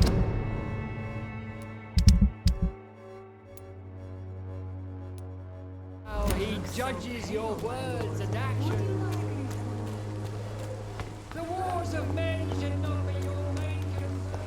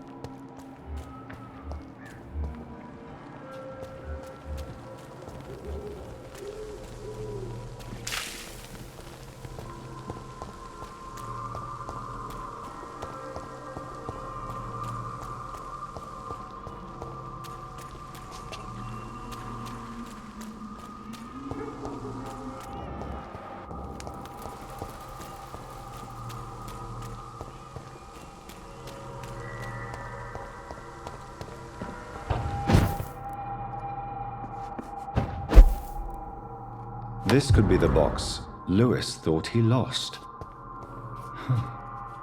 There's a letter inside.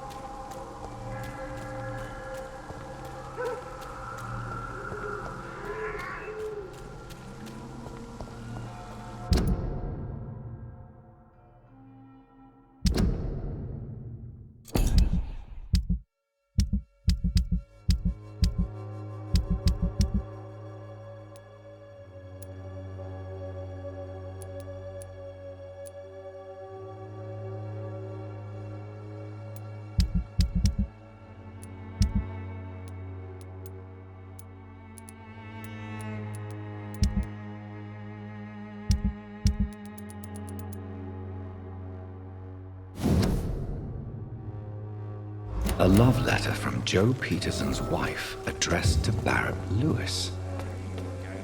Who should I give it to, I wonder? Can't you just look the other way this week, Joe?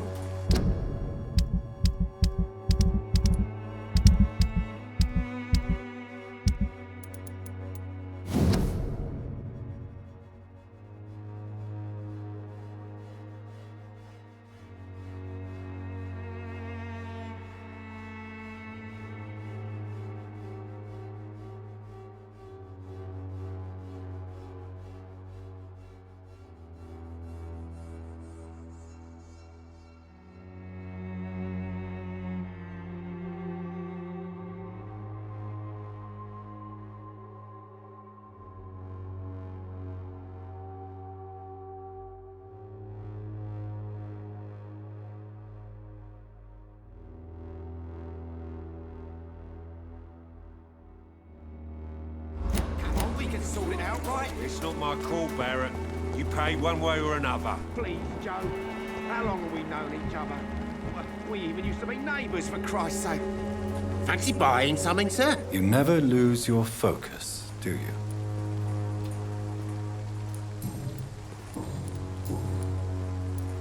Barrett, you had an affair with Joe's wife, didn't you? Yeah, I did. She's the only woman I loved. My first regret is that she stayed with Joe after Harry was born.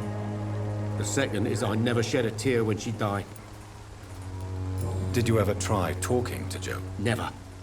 But I suspected he knew everything, even without knowing it. And he decided to make me pay in his own way. Do you mean you're Harry's father? No one will ever know for sure. And it's better that way.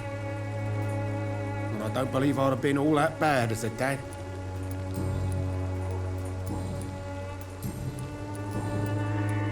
I found this box in an abandoned building nearby. I believe it belongs to you. Let's have a look. Yeah, this is mine. So, you faced those loons that roam around there. Extraordinary. I suppose I was lucky. Luck is a commodity round here. Yours should be properly rewarded. About this package, it's not just tools and trinkets, is it? I don't want to be rude or anything after your kind gesture, but it's none of your business.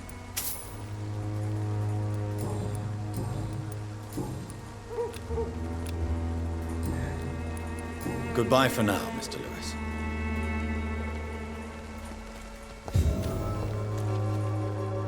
You again? What do you want this time?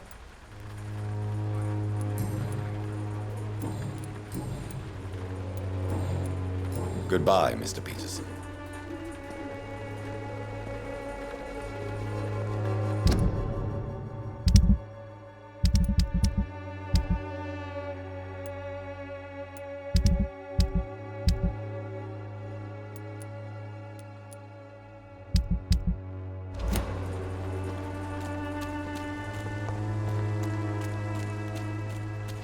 I should never have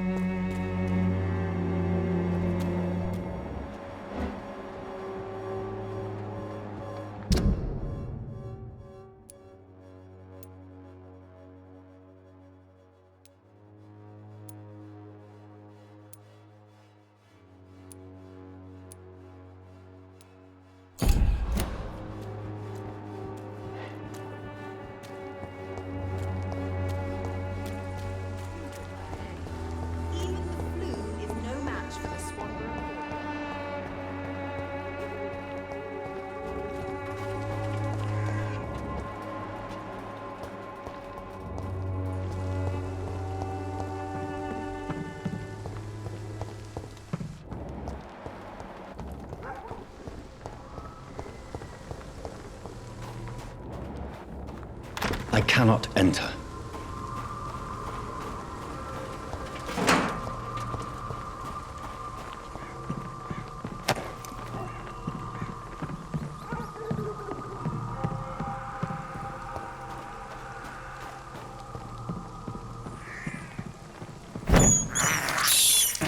This is despicable.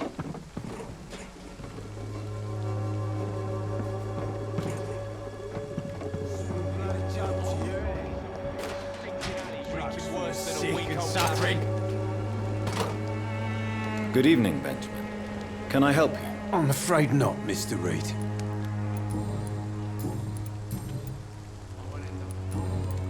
A gun, alcohol, and a bad temper make a terrible cocktail, sir. Goodbye for now. How are you, boy? I'm not your boy, all right? Now piss off. Goodbye, young man. Me? I'll not die in some piss stinking alley reeking worse than a week old lammy.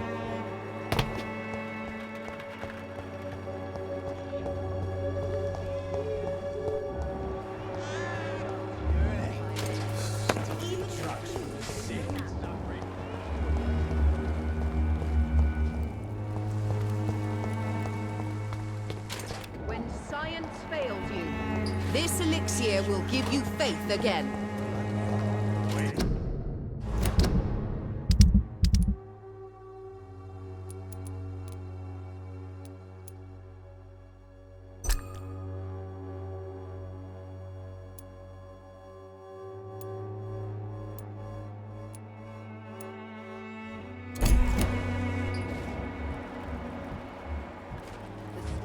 Cordial can be the answer to all your problems, as long as you have the money.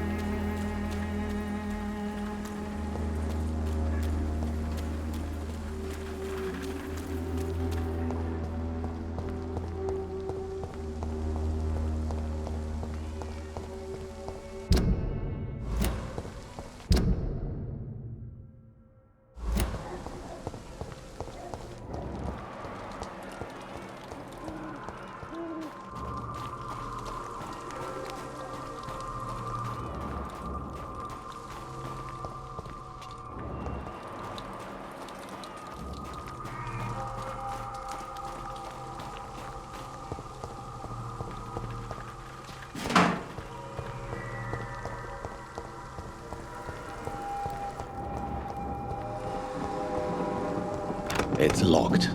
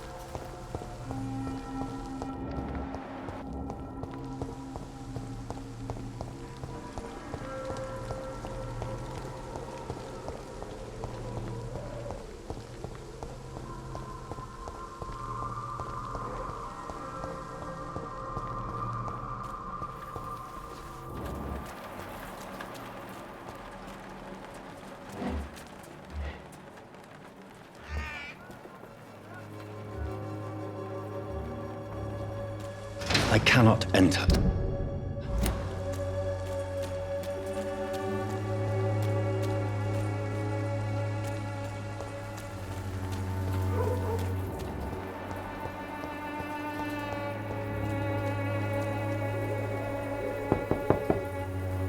No one's there.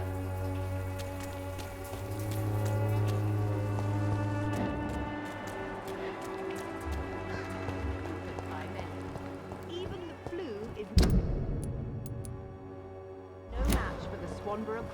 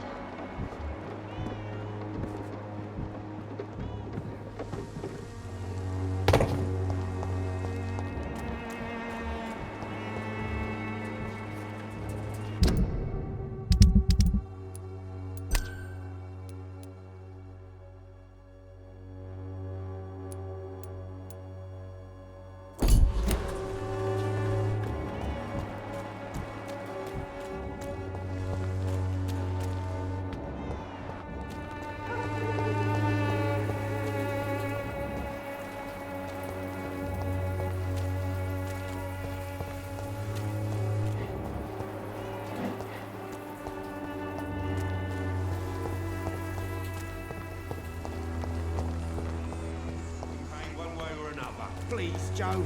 How long have we known each other? We even used to be neighbours. The walls of your home will not protect you.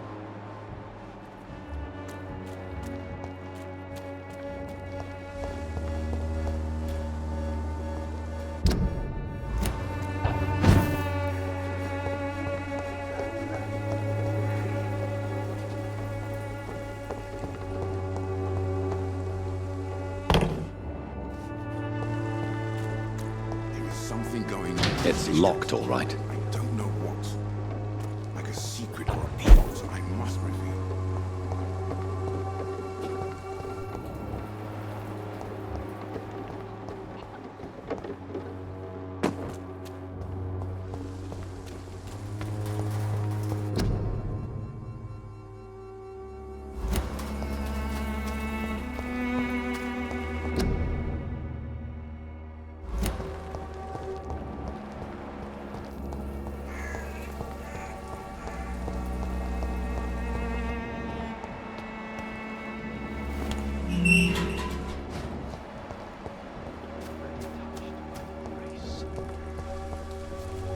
Good evening, Mr. Nithicott. And good evening to you too, my good sir. Can I be of any help?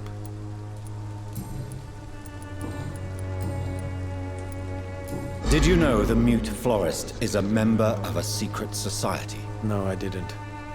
But I thank you for this information, sir. For it only enriches the mystery surrounding the precious camellia. Are you not curious? Is there not more you wish to know? That girl has not an ounce of malice in her. Whatever she may be hiding, it's certain to be for the benefit of most, if not all. I fear you are a hopeless romantic, Mr. Nithicott. Guilty as charged, Dr. Reed.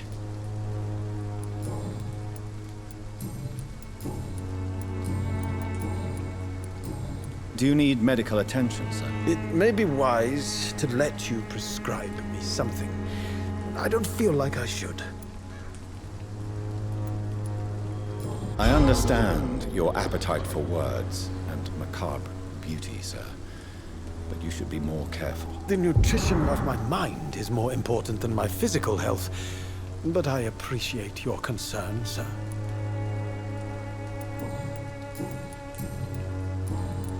I'll leave you alone, sir.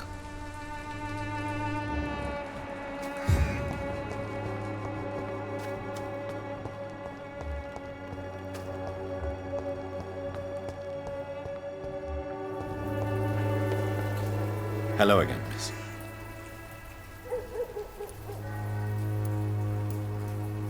You don't seem to need my medical attention for now.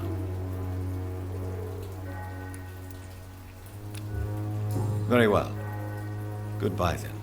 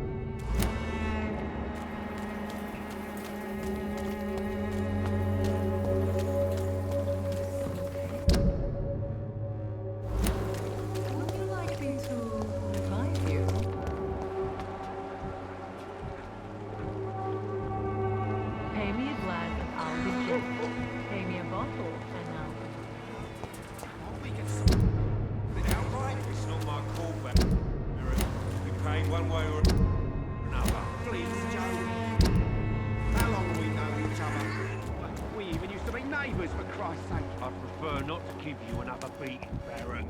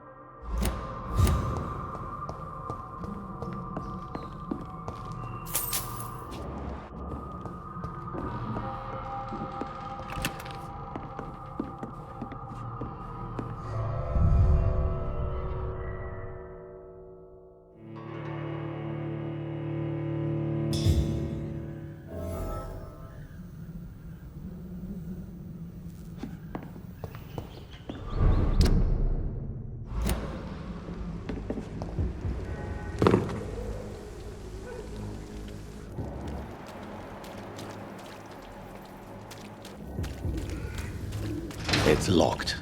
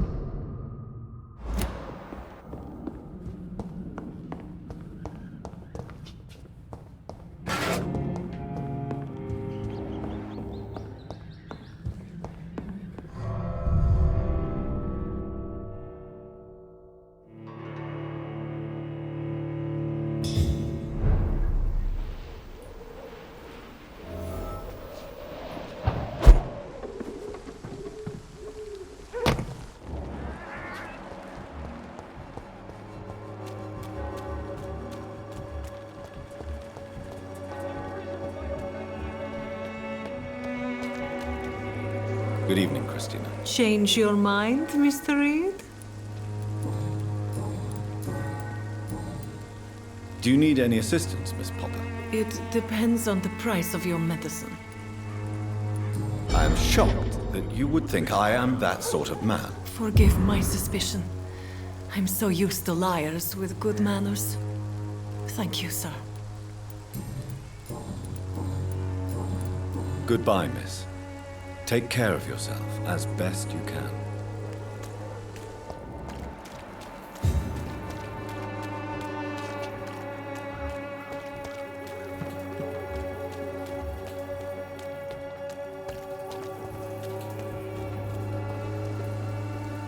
Good evening, Doctor. Can I help you?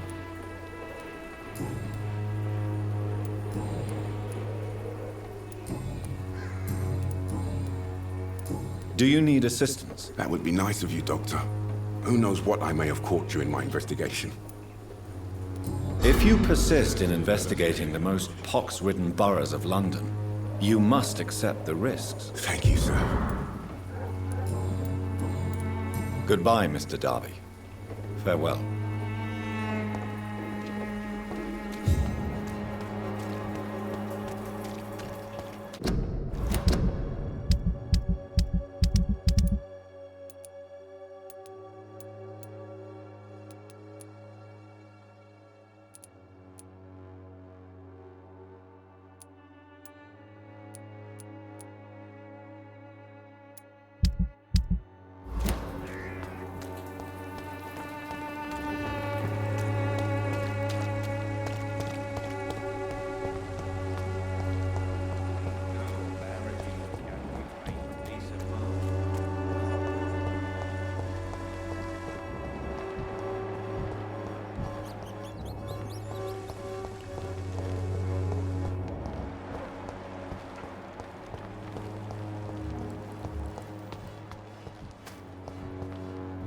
When science fails you, this elixir will give you faith again. My boots will be proud of me. Good evening, Benjamin. Can I help you? I'm afraid not, Mr. Reed. You don't seem well, Benjamin. Do you need any help? I always feel ill, sir. It's like I'm never right. I can try to help your body heal, sir. But you must stop destroying it. The war destroyed me, Doctor. A gun, alcohol, and a bad temper make a terrible cocktail, sir. Goodbye for now.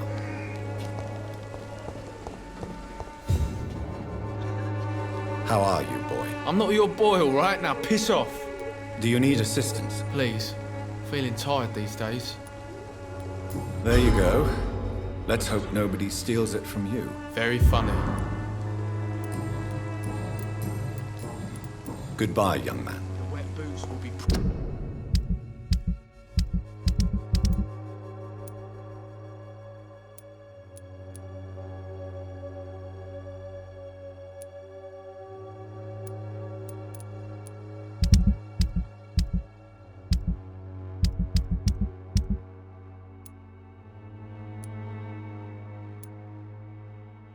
proud of me.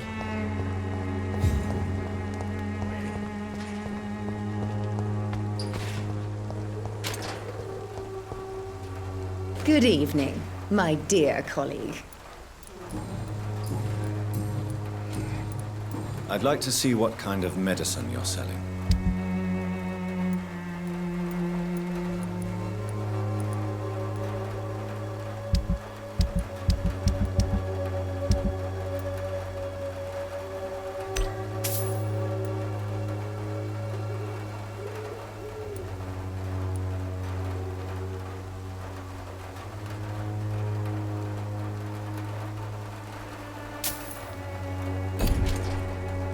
When science fails you, this elixir will give you faith.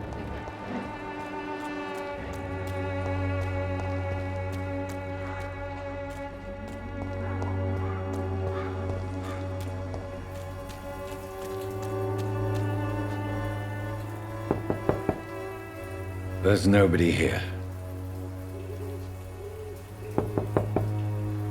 Nobody at home.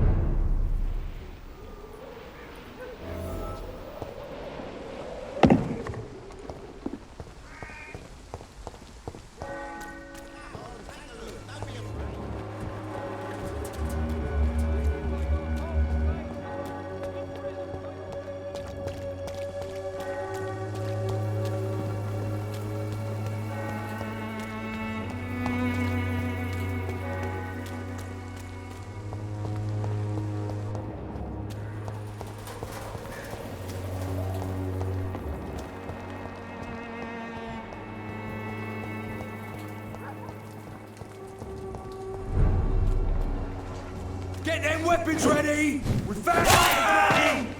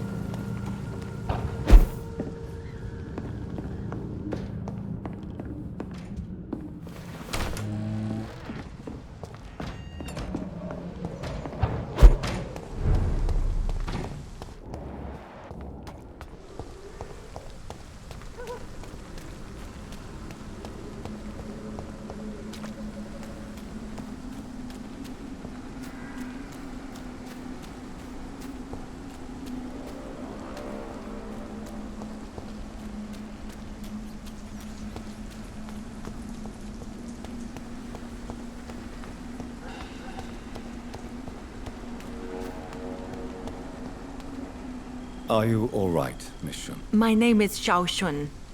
this is the proper way to address someone in my country. I do apologize, Xiaoshun. Are you all right? Yes, I am.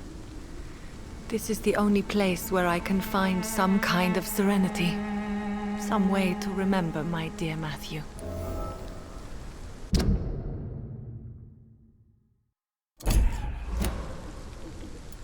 Do you know Nurse Dorothy Crane from the Pembroke Hospital?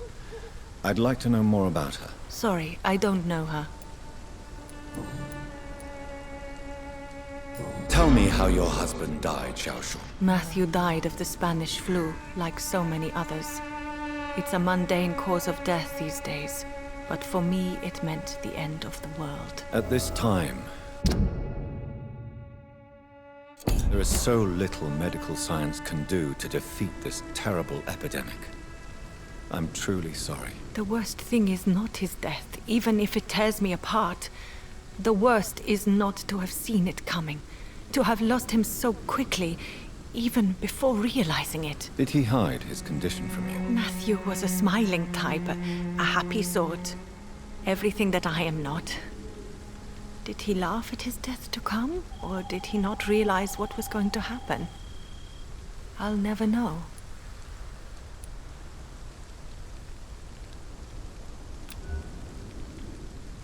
The Spanish flu may be the worst disease mankind has ever faced. Why are you blaming yourself? You don't understand. I didn't know he was so sick. I didn't realize the gravity of his situation until it was too late. As harsh as this sounds,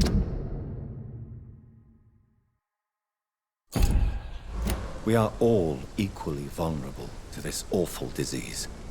It can take the strongest man in just a couple of days. I never said goodbye to Matthew. We never realized how bad it was. We laughed about it even. He always made me laugh. Now I don't have enough tears to shed. Are you on your own? Do you have any friends or family who you could be with? I have family and friends, but I need to be here alone. One day maybe I'll go back to them, but not now. I need silence, and I need sadness.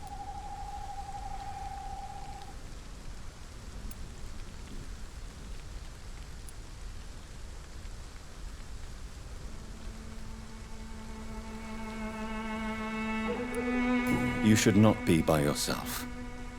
Grief can be a terrible trial, and it's even worse when you're alone. Thank you for your sincere words, Dr. Reed.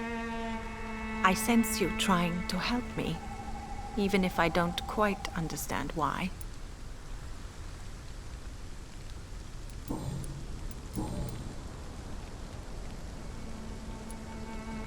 You realize you can't stay here forever, don't you? Eventually, you'll have to leave the cemetery. Why? Why should I go? Since this is the only place I can find peace of mind. But you're not dead. There is a difference between visiting the dead and staying with them. You sound like you're no stranger to the pain I feel. Let's just say, I too have a good reason to visit cemeteries at night. Please accept my condolences for your loss then, Dr. Reed. Are you a doctor yourself? Is this why you feel so guilty for not saving your sick husband? No, I am not. But I still need to blame someone for Matthew's death. And who else, if not his wife, who did not see it coming? I'm a physician, one of the best in the country. But I was unable to save my own sister, Mary. She died in my arms. Why tell me this? Is it supposed to make me feel better? No. But I wanted you to know that you have done nothing wrong. Unlike me. May I ask what caused the death of your sister? You could say she was also killed by a terrible disease.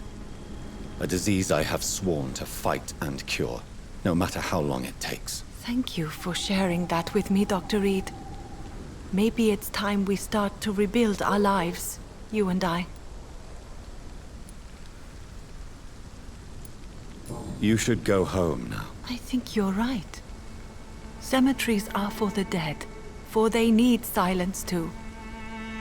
Thank you for your honesty and your wisdom, Dr. Reed. Thank you for your company, Xiaoshun. Take care on the way home. Maybe I'll see you again in Whitechapel. Goodbye for now. Goodbye for now. You know you can trust me. Why have you not spoken to me?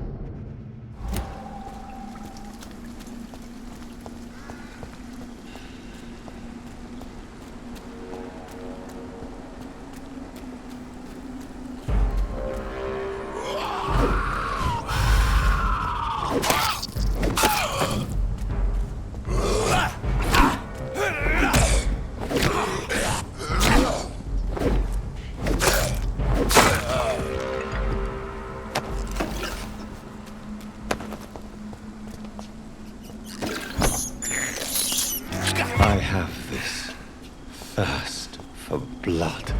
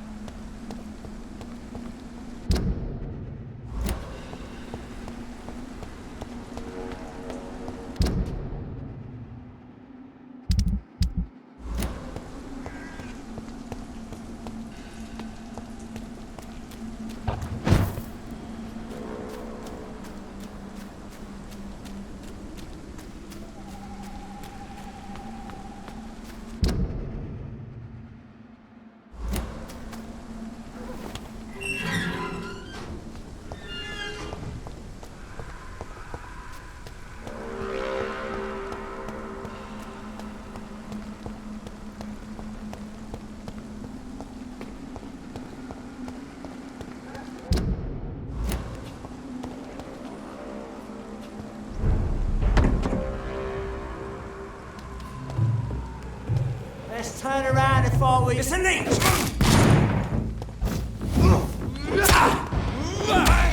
I'll send you back to the fucking grave!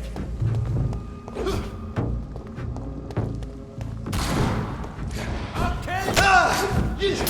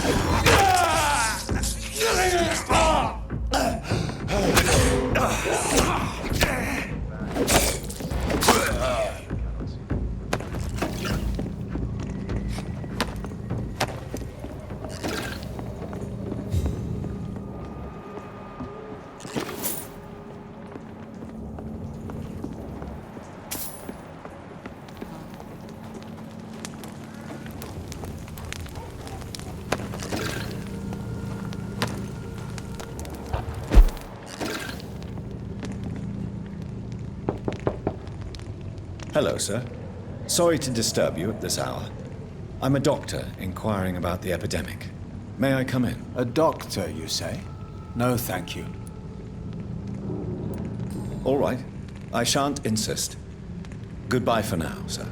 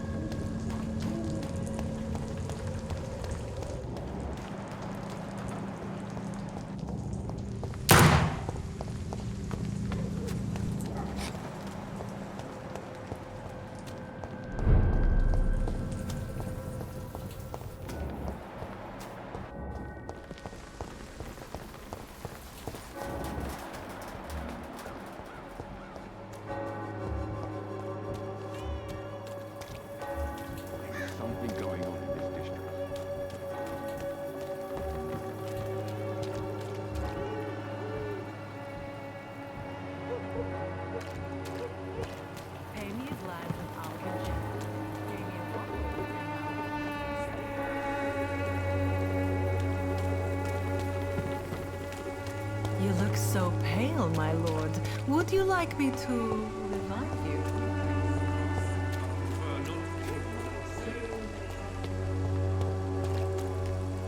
Good evening, Christina. Change your mind, Mr. Reed? Goodbye, miss.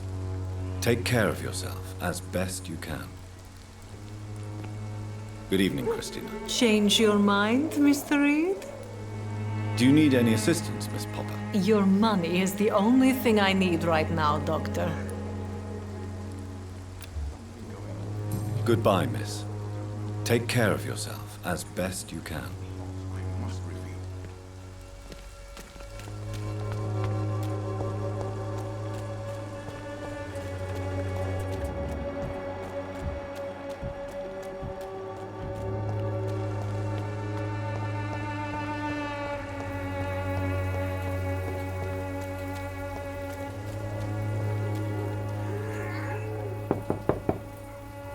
I will return later.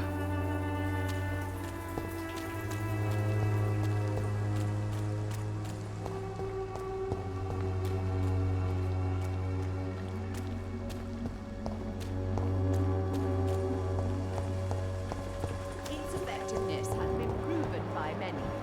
Even the flu is no Good match for evening, the swan my flu. dear colleague.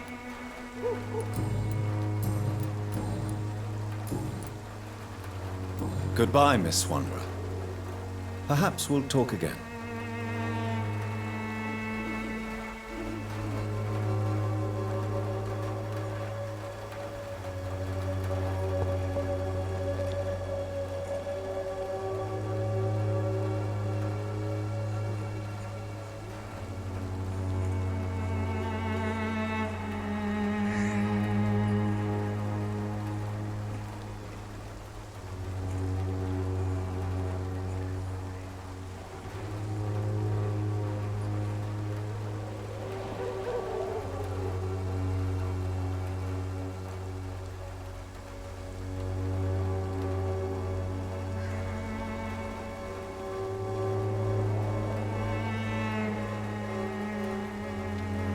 Its effectiveness has been proven by many. Even the flu is no match for the Swanborough cordial.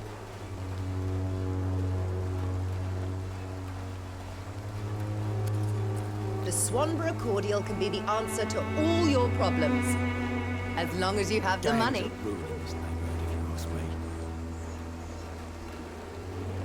When science fails you, this elixir will give you faith again. All the good boys join the army and the scum turn criminal. It's a shame, really.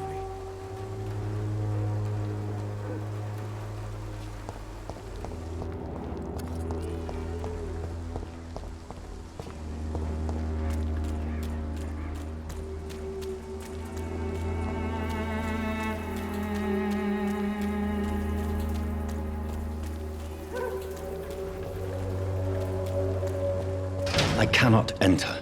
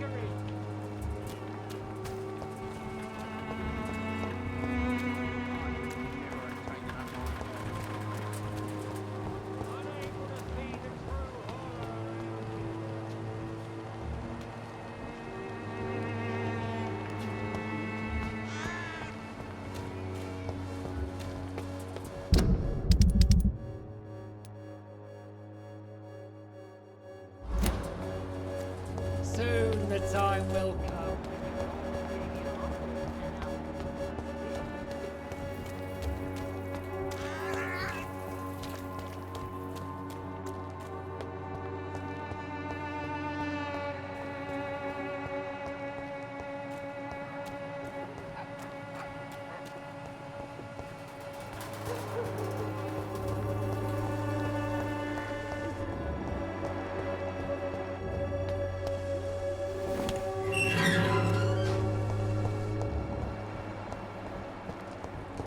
Some of us come to...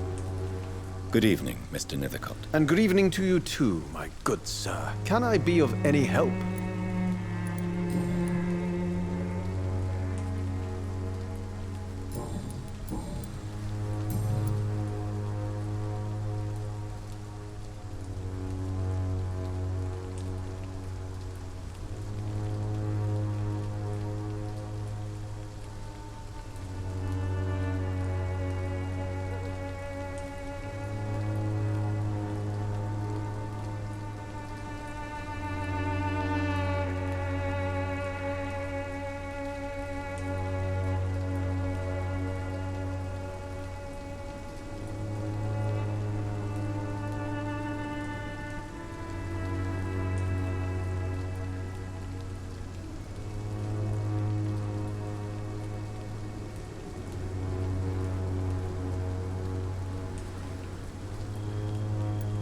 I'll leave you alone, sir.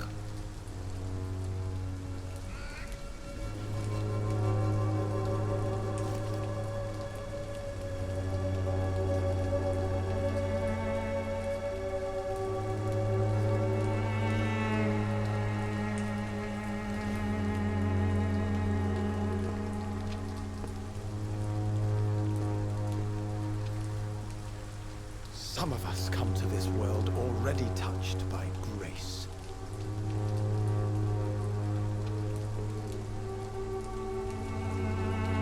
Oh, Camellia, the silent flower of Whitechapel, an angel made flesh, I tell you.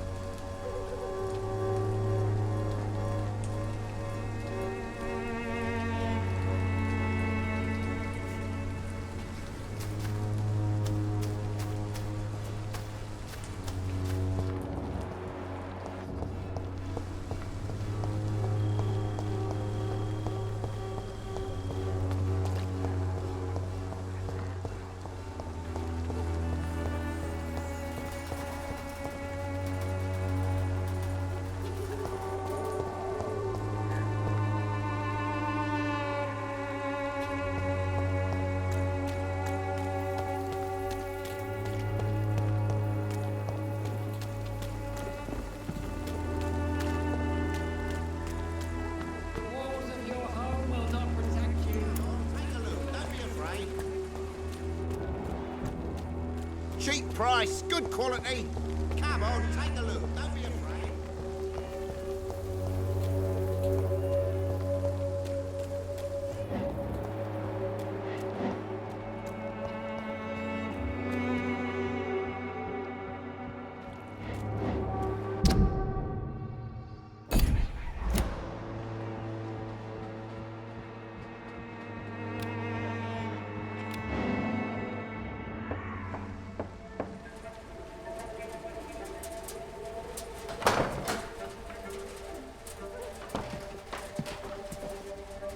A strange man was at the door with a pass for our medical facility. I refused him entry.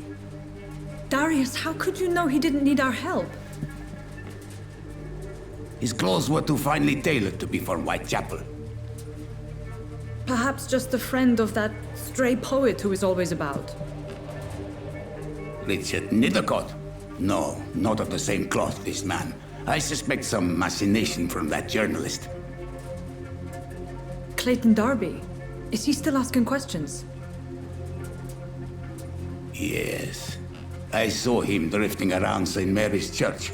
I swear he is tracking me just downwind.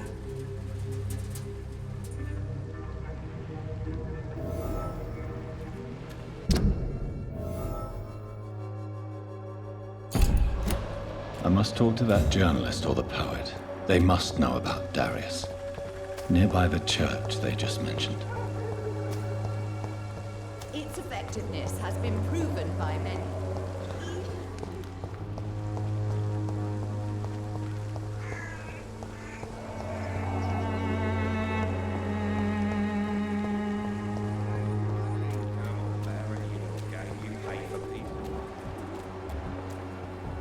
You are blinded by your false faith, imprisoned by your daily Good evening, routine. Doctor. Can I help you? I heard you're investigating an underground medical dispensary in Whitechapel. What do you know about it? Not much, I'm afraid. They are wary of strangers, and I'm not really an acquaintance of theirs. Why do you care?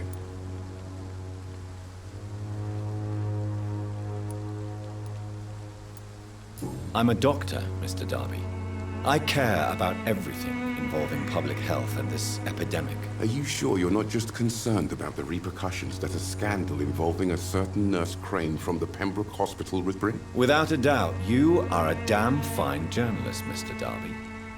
What do you know of her accomplice, a man named Darius? I don't know much about the man. He's very cautious, never goes out, doesn't seem to have any friends or family. He never goes out? No. A few days ago, he unexpectedly did. I followed him, but it was just a ruse to keep me away from his house. Really? How do you know? He went to the nearest mailbox, but just before posting his letter, he ripped it up and threw it away. He has no relatives at all? No. Except for that strange man, a poet named Richard Nethercott, who sometimes comes by. Darius would never let him in. Where can I find this Mr. Nethercott? He spends most of his time lurking around Whitechapel, talking to himself or declaring verses. These days, you can usually find him behind the church. Goodbye, Mr. Darby. Farewell.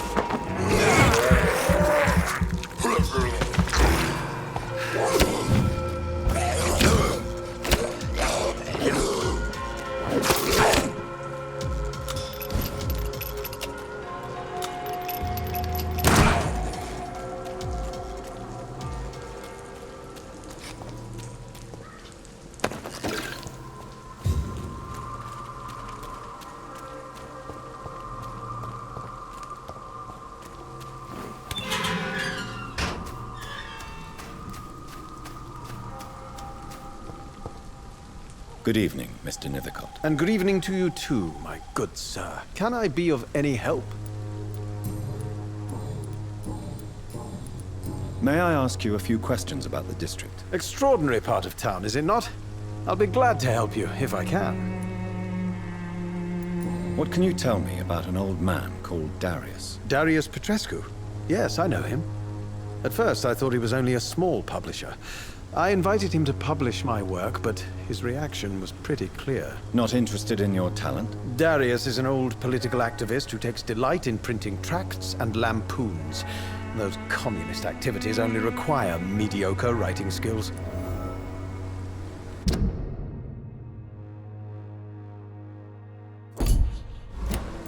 I'm looking for Dorothy Crane, a nurse who lives in this vicinity. Dorothy Crane. Oh, I love the name. The Crane of Whitechapel. Sounds very mysterious. But, sorry, no, never heard of her. I'll leave you alone, sir.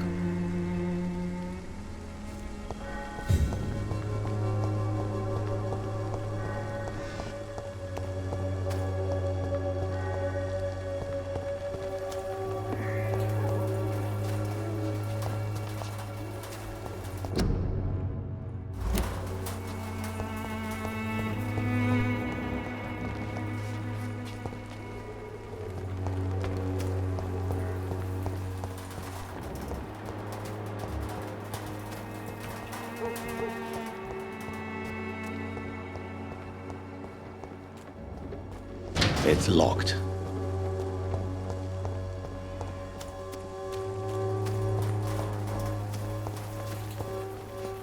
Hello again, miss.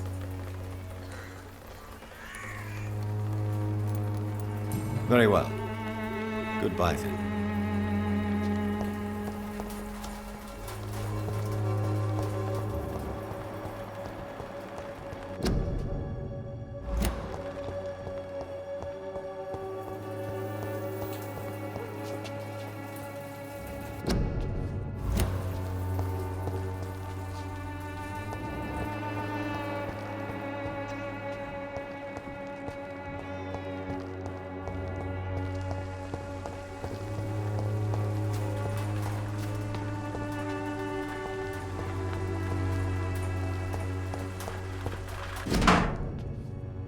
The content of Darius' letter to his children.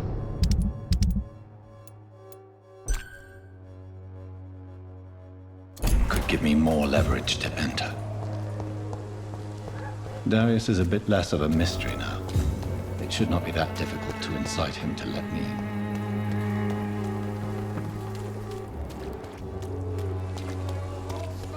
Pay me a glass and I'll be cheap. Cheap price, good quality. Come on, take a look. Don't be afraid.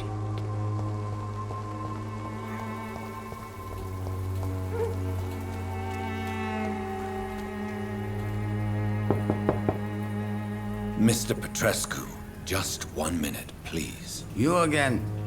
Go away. Sir, wait. Stop this nonsense. I know Nurse Crane is here. Shall we speak man to man, you and I? All right. Speak up. Don't you see we're on the same side? We fight to help the poor, sick, and abandoned. I'm nothing like you, Mr. Doctor. Yes, you are. You too believe in providing medical care without charge. You know what we have to sacrifice to make the world a better place. I have to admit your words have conviction. All right, I'll let you see Dorothea. Don't make me regret this, though.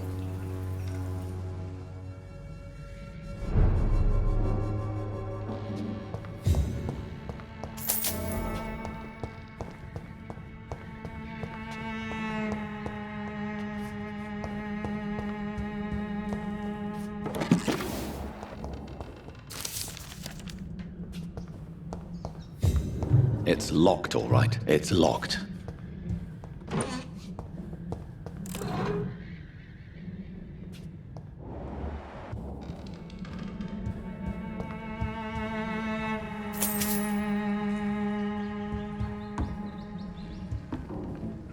If you want to talk to Dorothea, you must go across the courtyard and take the stairs. We've not been formally introduced.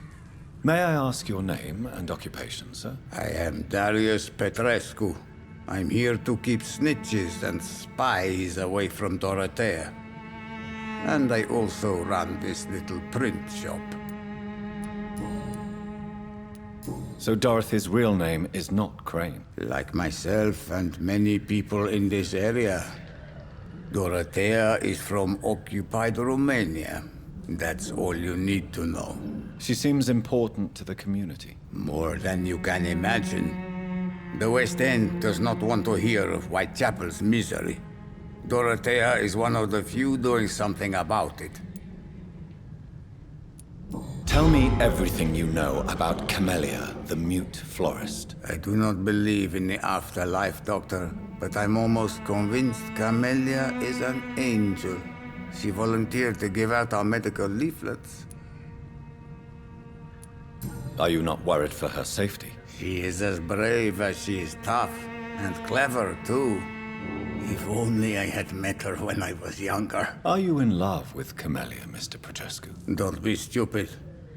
If I had met her when I was younger, we could have won our revolution. Who is she, really?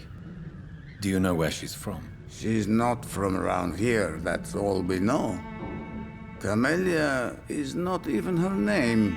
It's her favorite flower. You say she has no close family? Well, there's that awful poet who constantly follows her around like a lost puppy. A good man for sure, but a very poor writer. Tell me everything you know about Camellia, the mute florist. I do not believe in the afterlife, Doctor, but I'm almost convinced Camellia is an angel. She volunteered to give out our medical leaflets.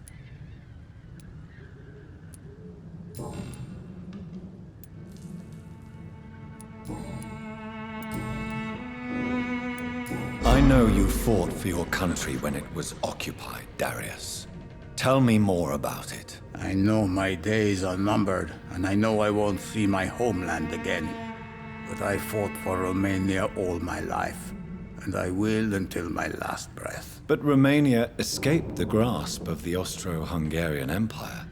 It's a free country again. But it's not the country I fought for. My homeland is not appeased, Doctor. And I still see a dark future ahead for my people.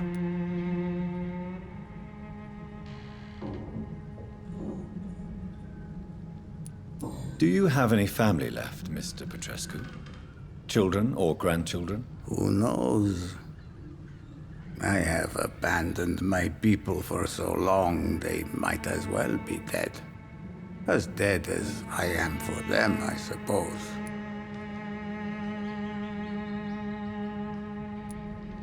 Don't be embarrassed, sir.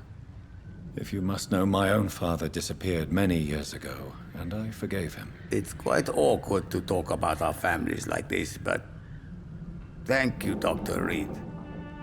I appreciate your trust. This war won't last forever. Did you ever think of returning to your country now it's free? No. I have taught strength and determination to my sons and daughters. I'm an old, dying man who only has memories of better times to cherish.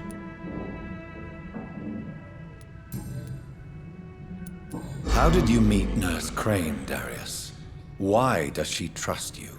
I'm her oldest friend in England. Dorothea and I share many ideas about this country and about the country we left. You mean occupied Romania, don't you? Even if not directly, I fought against your enemies. Really? Then perhaps you have more in common with Dorothea than meets the eye, Dr. Reed.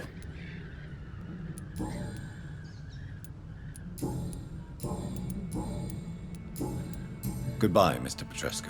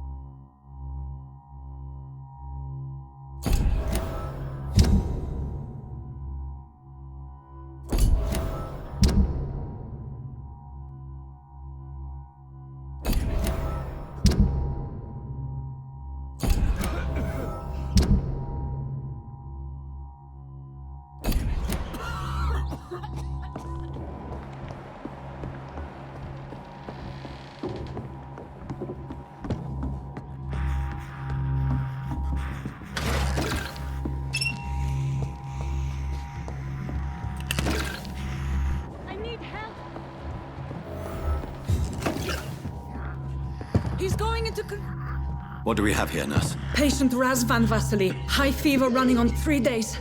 Complaints of dizziness, muscle aches, and head pain. Diagnosed with influenza. Treatment? Aspirin and salicin for the fever and discomfort. Liquids for dehydration, but he's having trouble keeping even water down.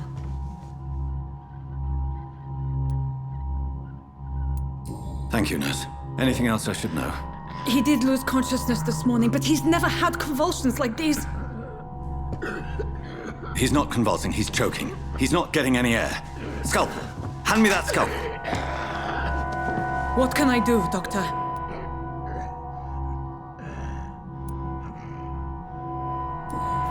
It's too dangerous to operate with these convulsions. Sedative, nurse. Do we have any anesthetics? I'm sorry, Doctor. None at all.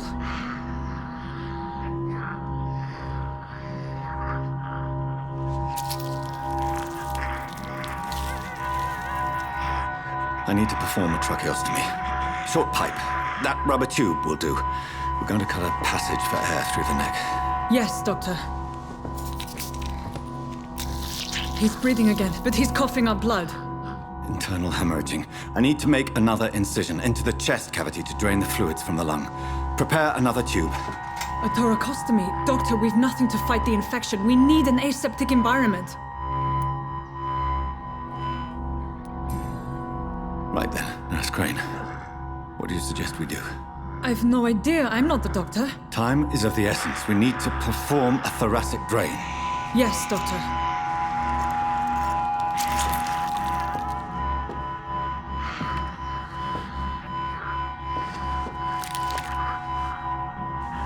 He's still bleeding, Doctor.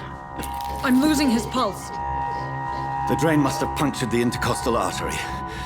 There's too much blood. Are you all right, Doctor? I can't see.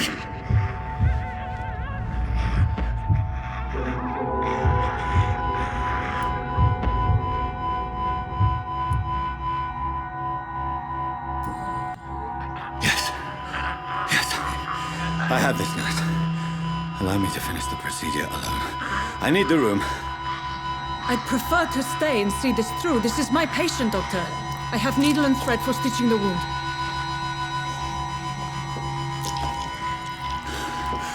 Good. The stitches are holding. How's he doing? We're losing him. We've lost his pulse. He's dying, Doctor!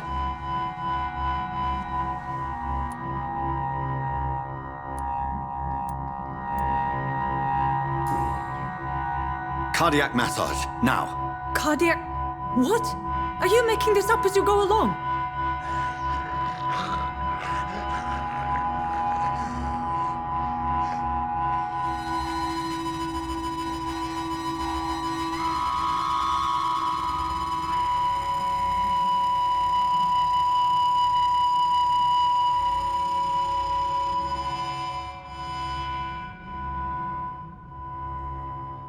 We've lost the pulse.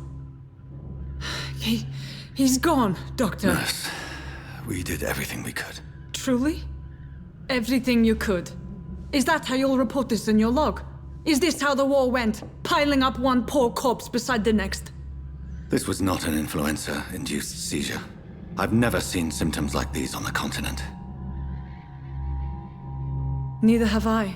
But the previous symptoms leading up to this attack were the same, indistinguishable from the epidemic. No.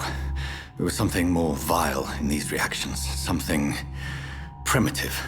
There have been numerous reports of mental breakdowns caused by the fever that accompanies the flu itself, Doctor. Yes, but... I'd best take some samples of the blood for analysis.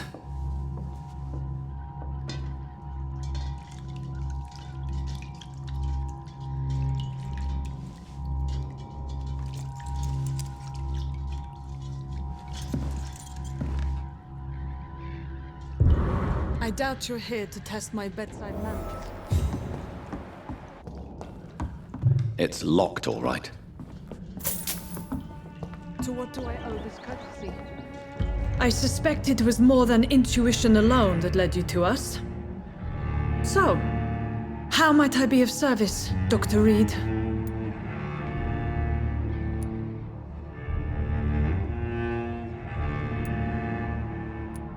I've come to put an end to this insufferable blackmailing, Dorothy. Doctor, you think your warnings scare me? I've stolen and plied, blackmailed and lied, but what else am I to do? I'm all these people have.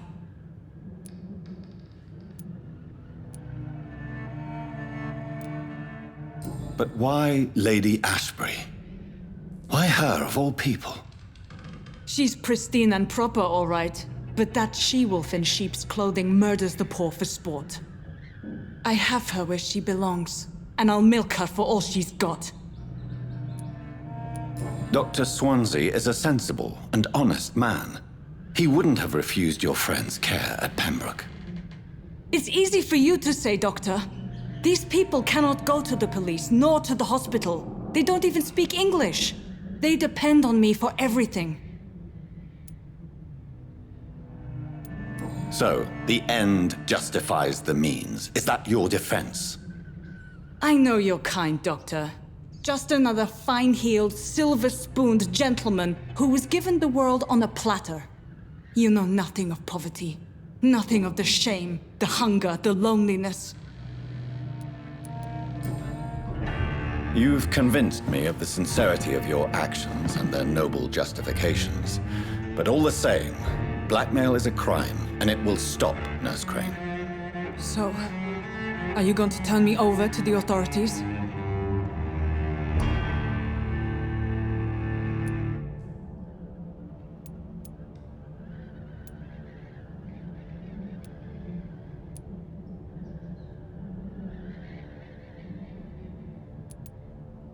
Listen very carefully, Dorothy.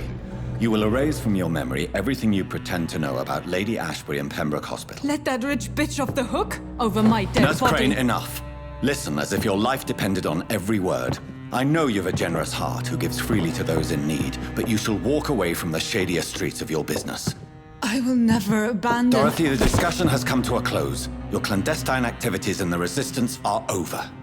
Let it go. I'll let it go. Yes. All gone.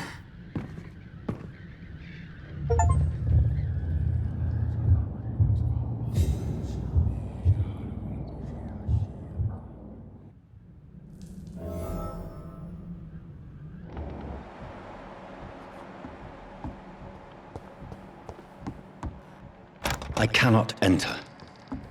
It's locked.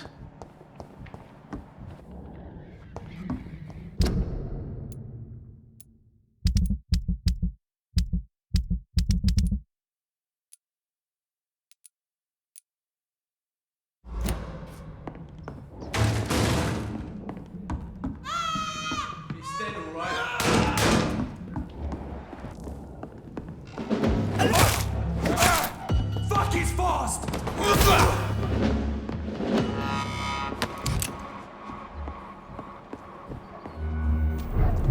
Steady, boys, we've got one!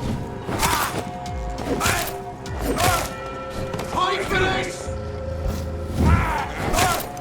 Fuck, he's dead! Take its head!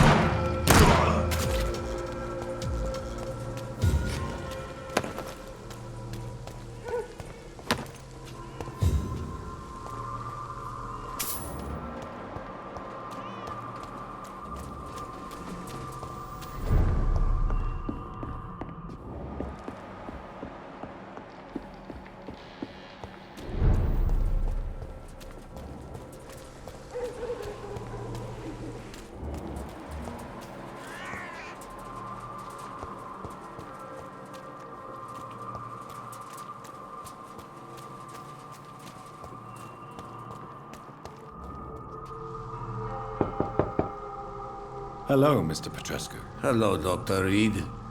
Come on in.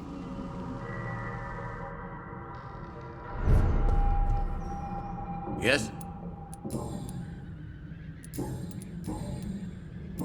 Do you need some help, Mr. Petrescu? I am very tired, but that is all. I don't need you, Doctor. Well, I think you do. Take this, and you'll feel better. Free drugs from an English doctor? It must be my lucky day.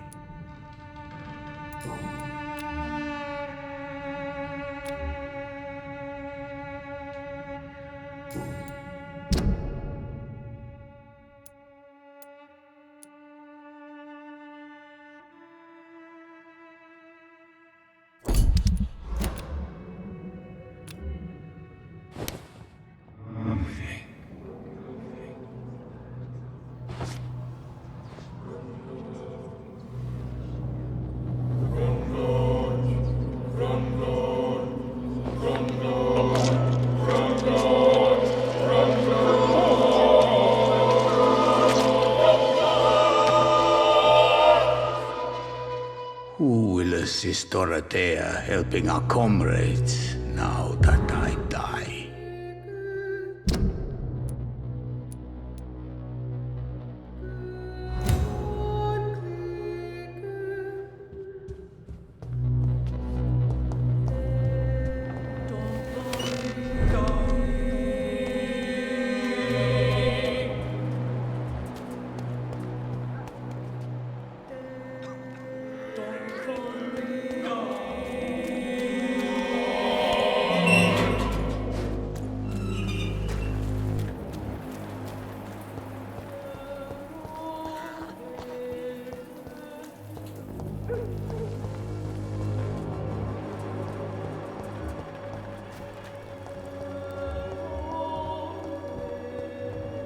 Its effectiveness has been proven by many.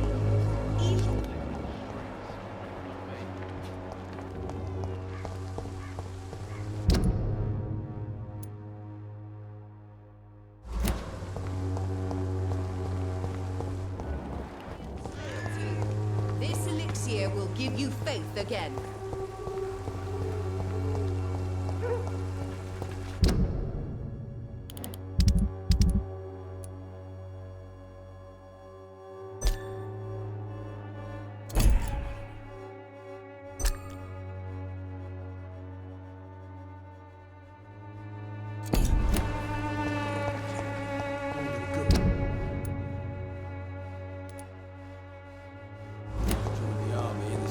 Turn criminals, shame.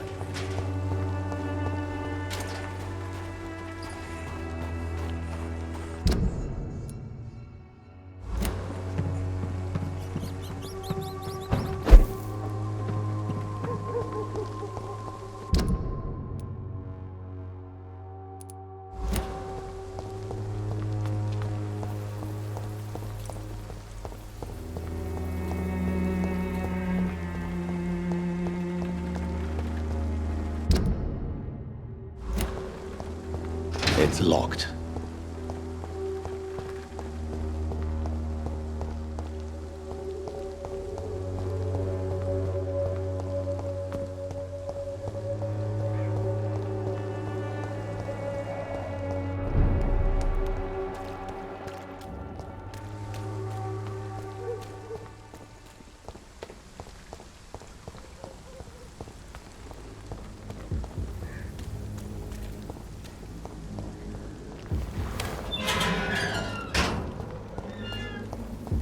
Human blood.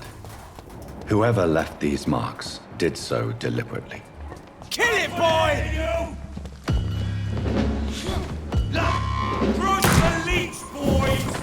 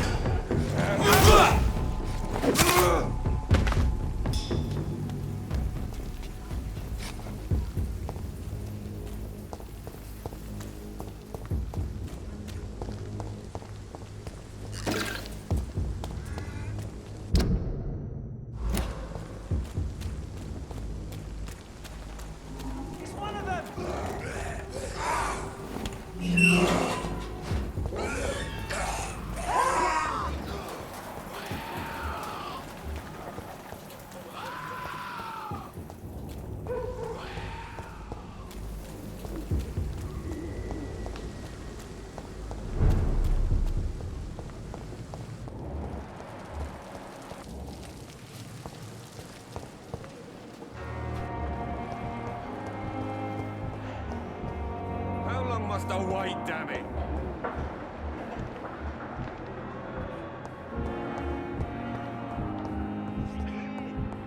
To disapprove of our methods, and you will kindly apologize when you're feeling.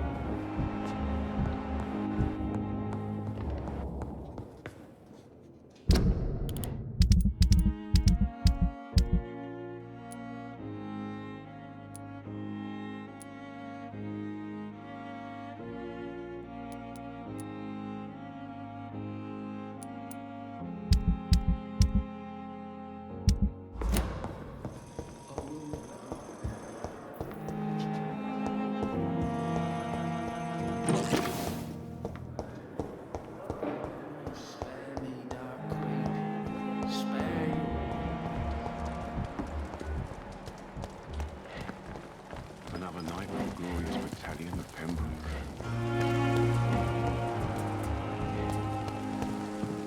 This is no time for suffering. It is the last thing our patients need.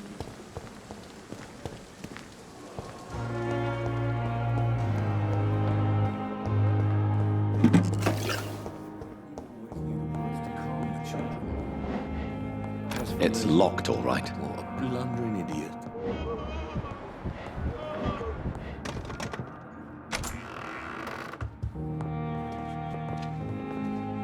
Good evening, Doctor. How is my son doing?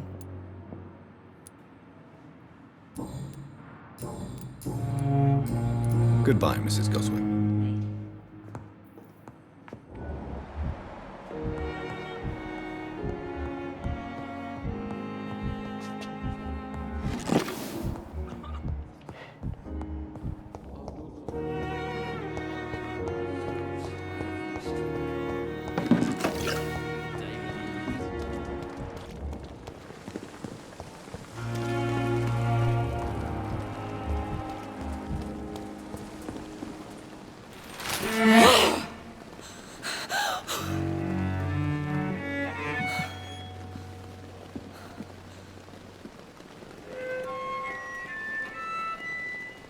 I would ask you to avert your eyes, sir.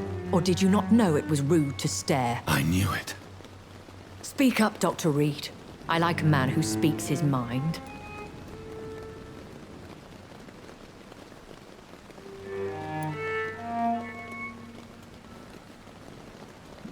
Hiding your true appetites behind a facade of compassion. Bravo. Very clever indeed. Spare me your sarcasm, Jonathan. You are but newly born in this world.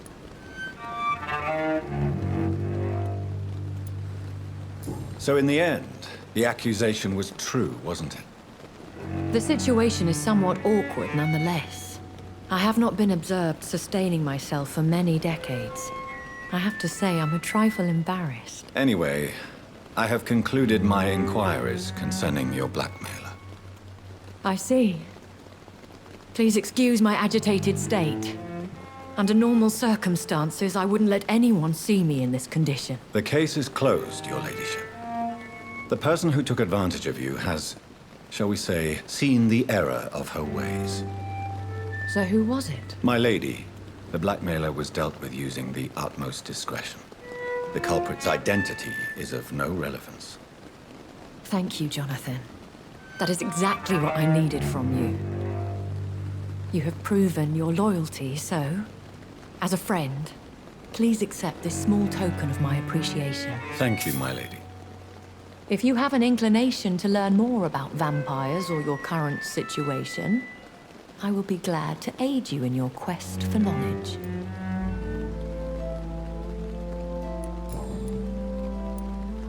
I don't understand. Why was I created and then left for dead? That is a question only the one who made you can answer. It's not normal practice. I doubt even if you find him, he will answer you, considering how cruelly he treated you. So me being a vampire could have been a mistake. I very much doubt it, Jonathan. Contrary to the legends, it is not as simple to make another vampire by just biting someone.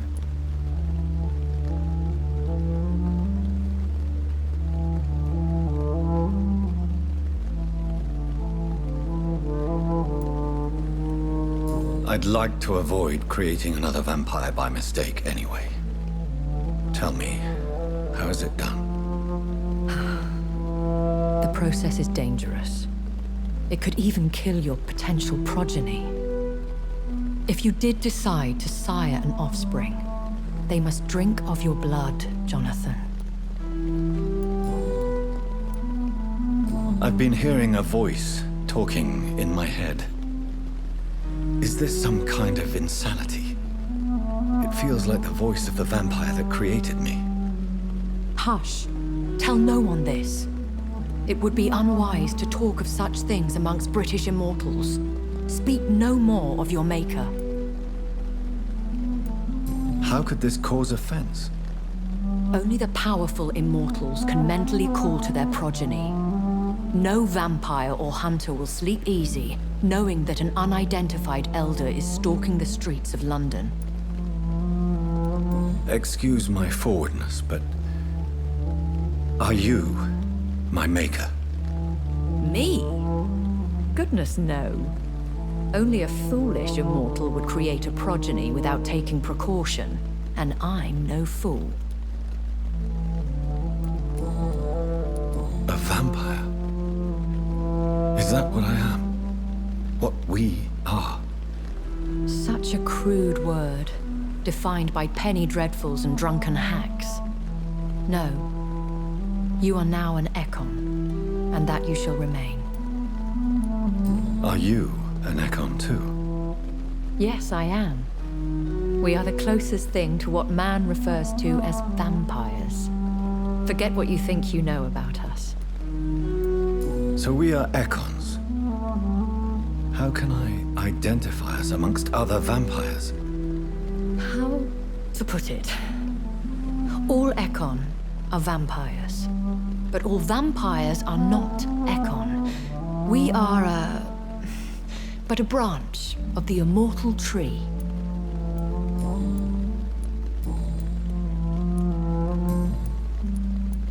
Why did you save me in the canning factory? I could hardly stand by and watch such a promising young blood as yourself be torn to shreds by some gutter scowl. William Bishop wasn't the vampire that created me then? No, Jonathan. Whatever their strength and demeanor, scowls are the progeny of careless vampires. It cannot be the other way round. What type of vampire is a Scar? Not a true vampire. The deformed offspring of lesser vampires. It is a shame these creatures run wild, slaves to their baser instincts. Why does Dr. Swansea allow you to feed on the patients of the hospital? Dr. Swansea is a good and compassionate man. He is trying to find a solution for our hunger. Until that happens, he is clever enough to understand that I only feed upon the dying. What do you know about this Brotherhood of St. Paul's Stole? The Brotherhood is well known amongst London vampire society. As long as our kind is discreet, and as long as they do not interfere, we have come to a mutual understanding. And no one suspected you of the murders? As you well know, suspicion has recently fallen on me of killing for pleasure. But you have my word, Jonathan. I take no pleasure in taking a life. I know this is beyond the pale, but may I inquire your age? Really? And I thought you were gentlemen. If you must know, I'm 27. I've been 27 for a long time now, and 27 I shall remain. Very well. But I believe there is more to this than you are saying. A lady has to have some secrets. And who bestowed upon you this eternal youth? My maker. He left this isle a long time ago.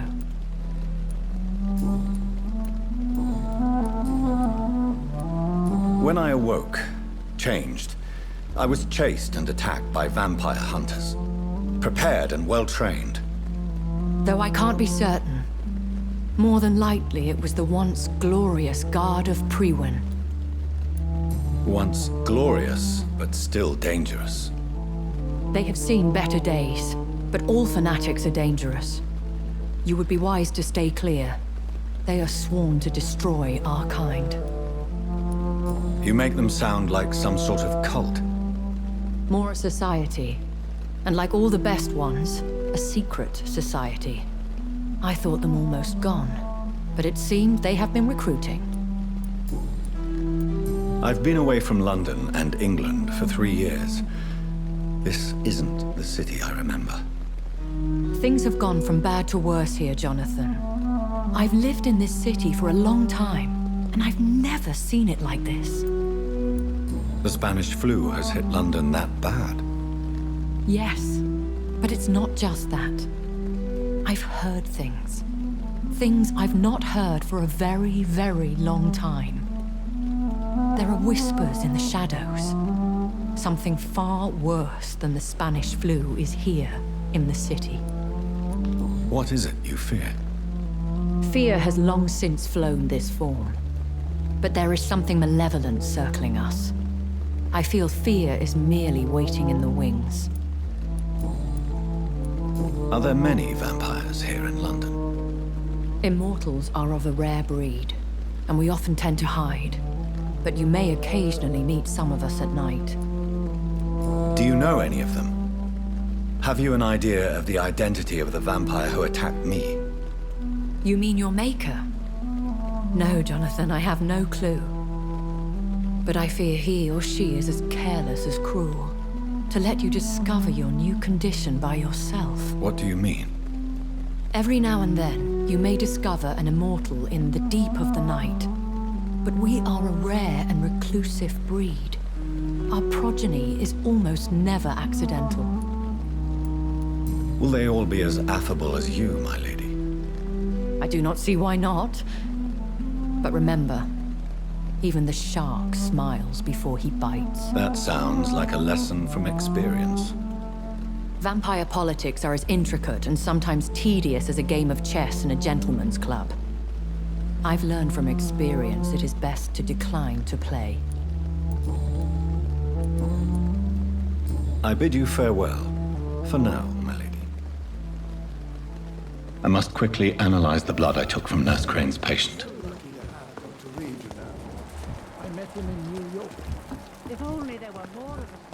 Less resignation and more determination. I know that Pembroke will prevail and survive.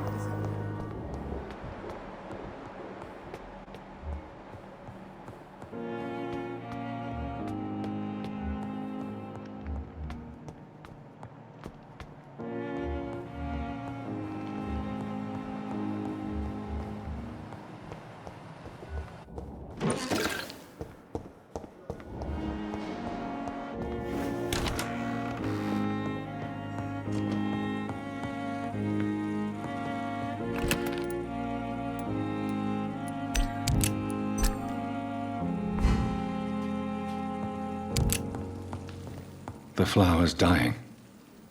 It needs water.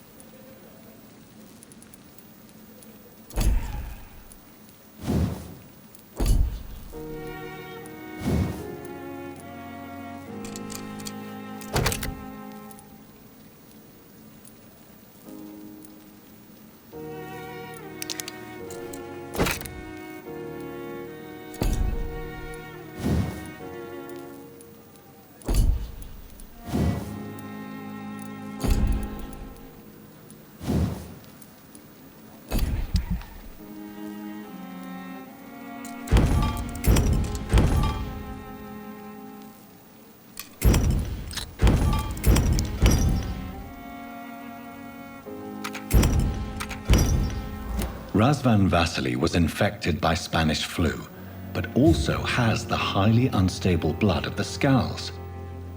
Is the London vampire epidemic transmitted through the flu? I should talk to Dr. Swansea about it.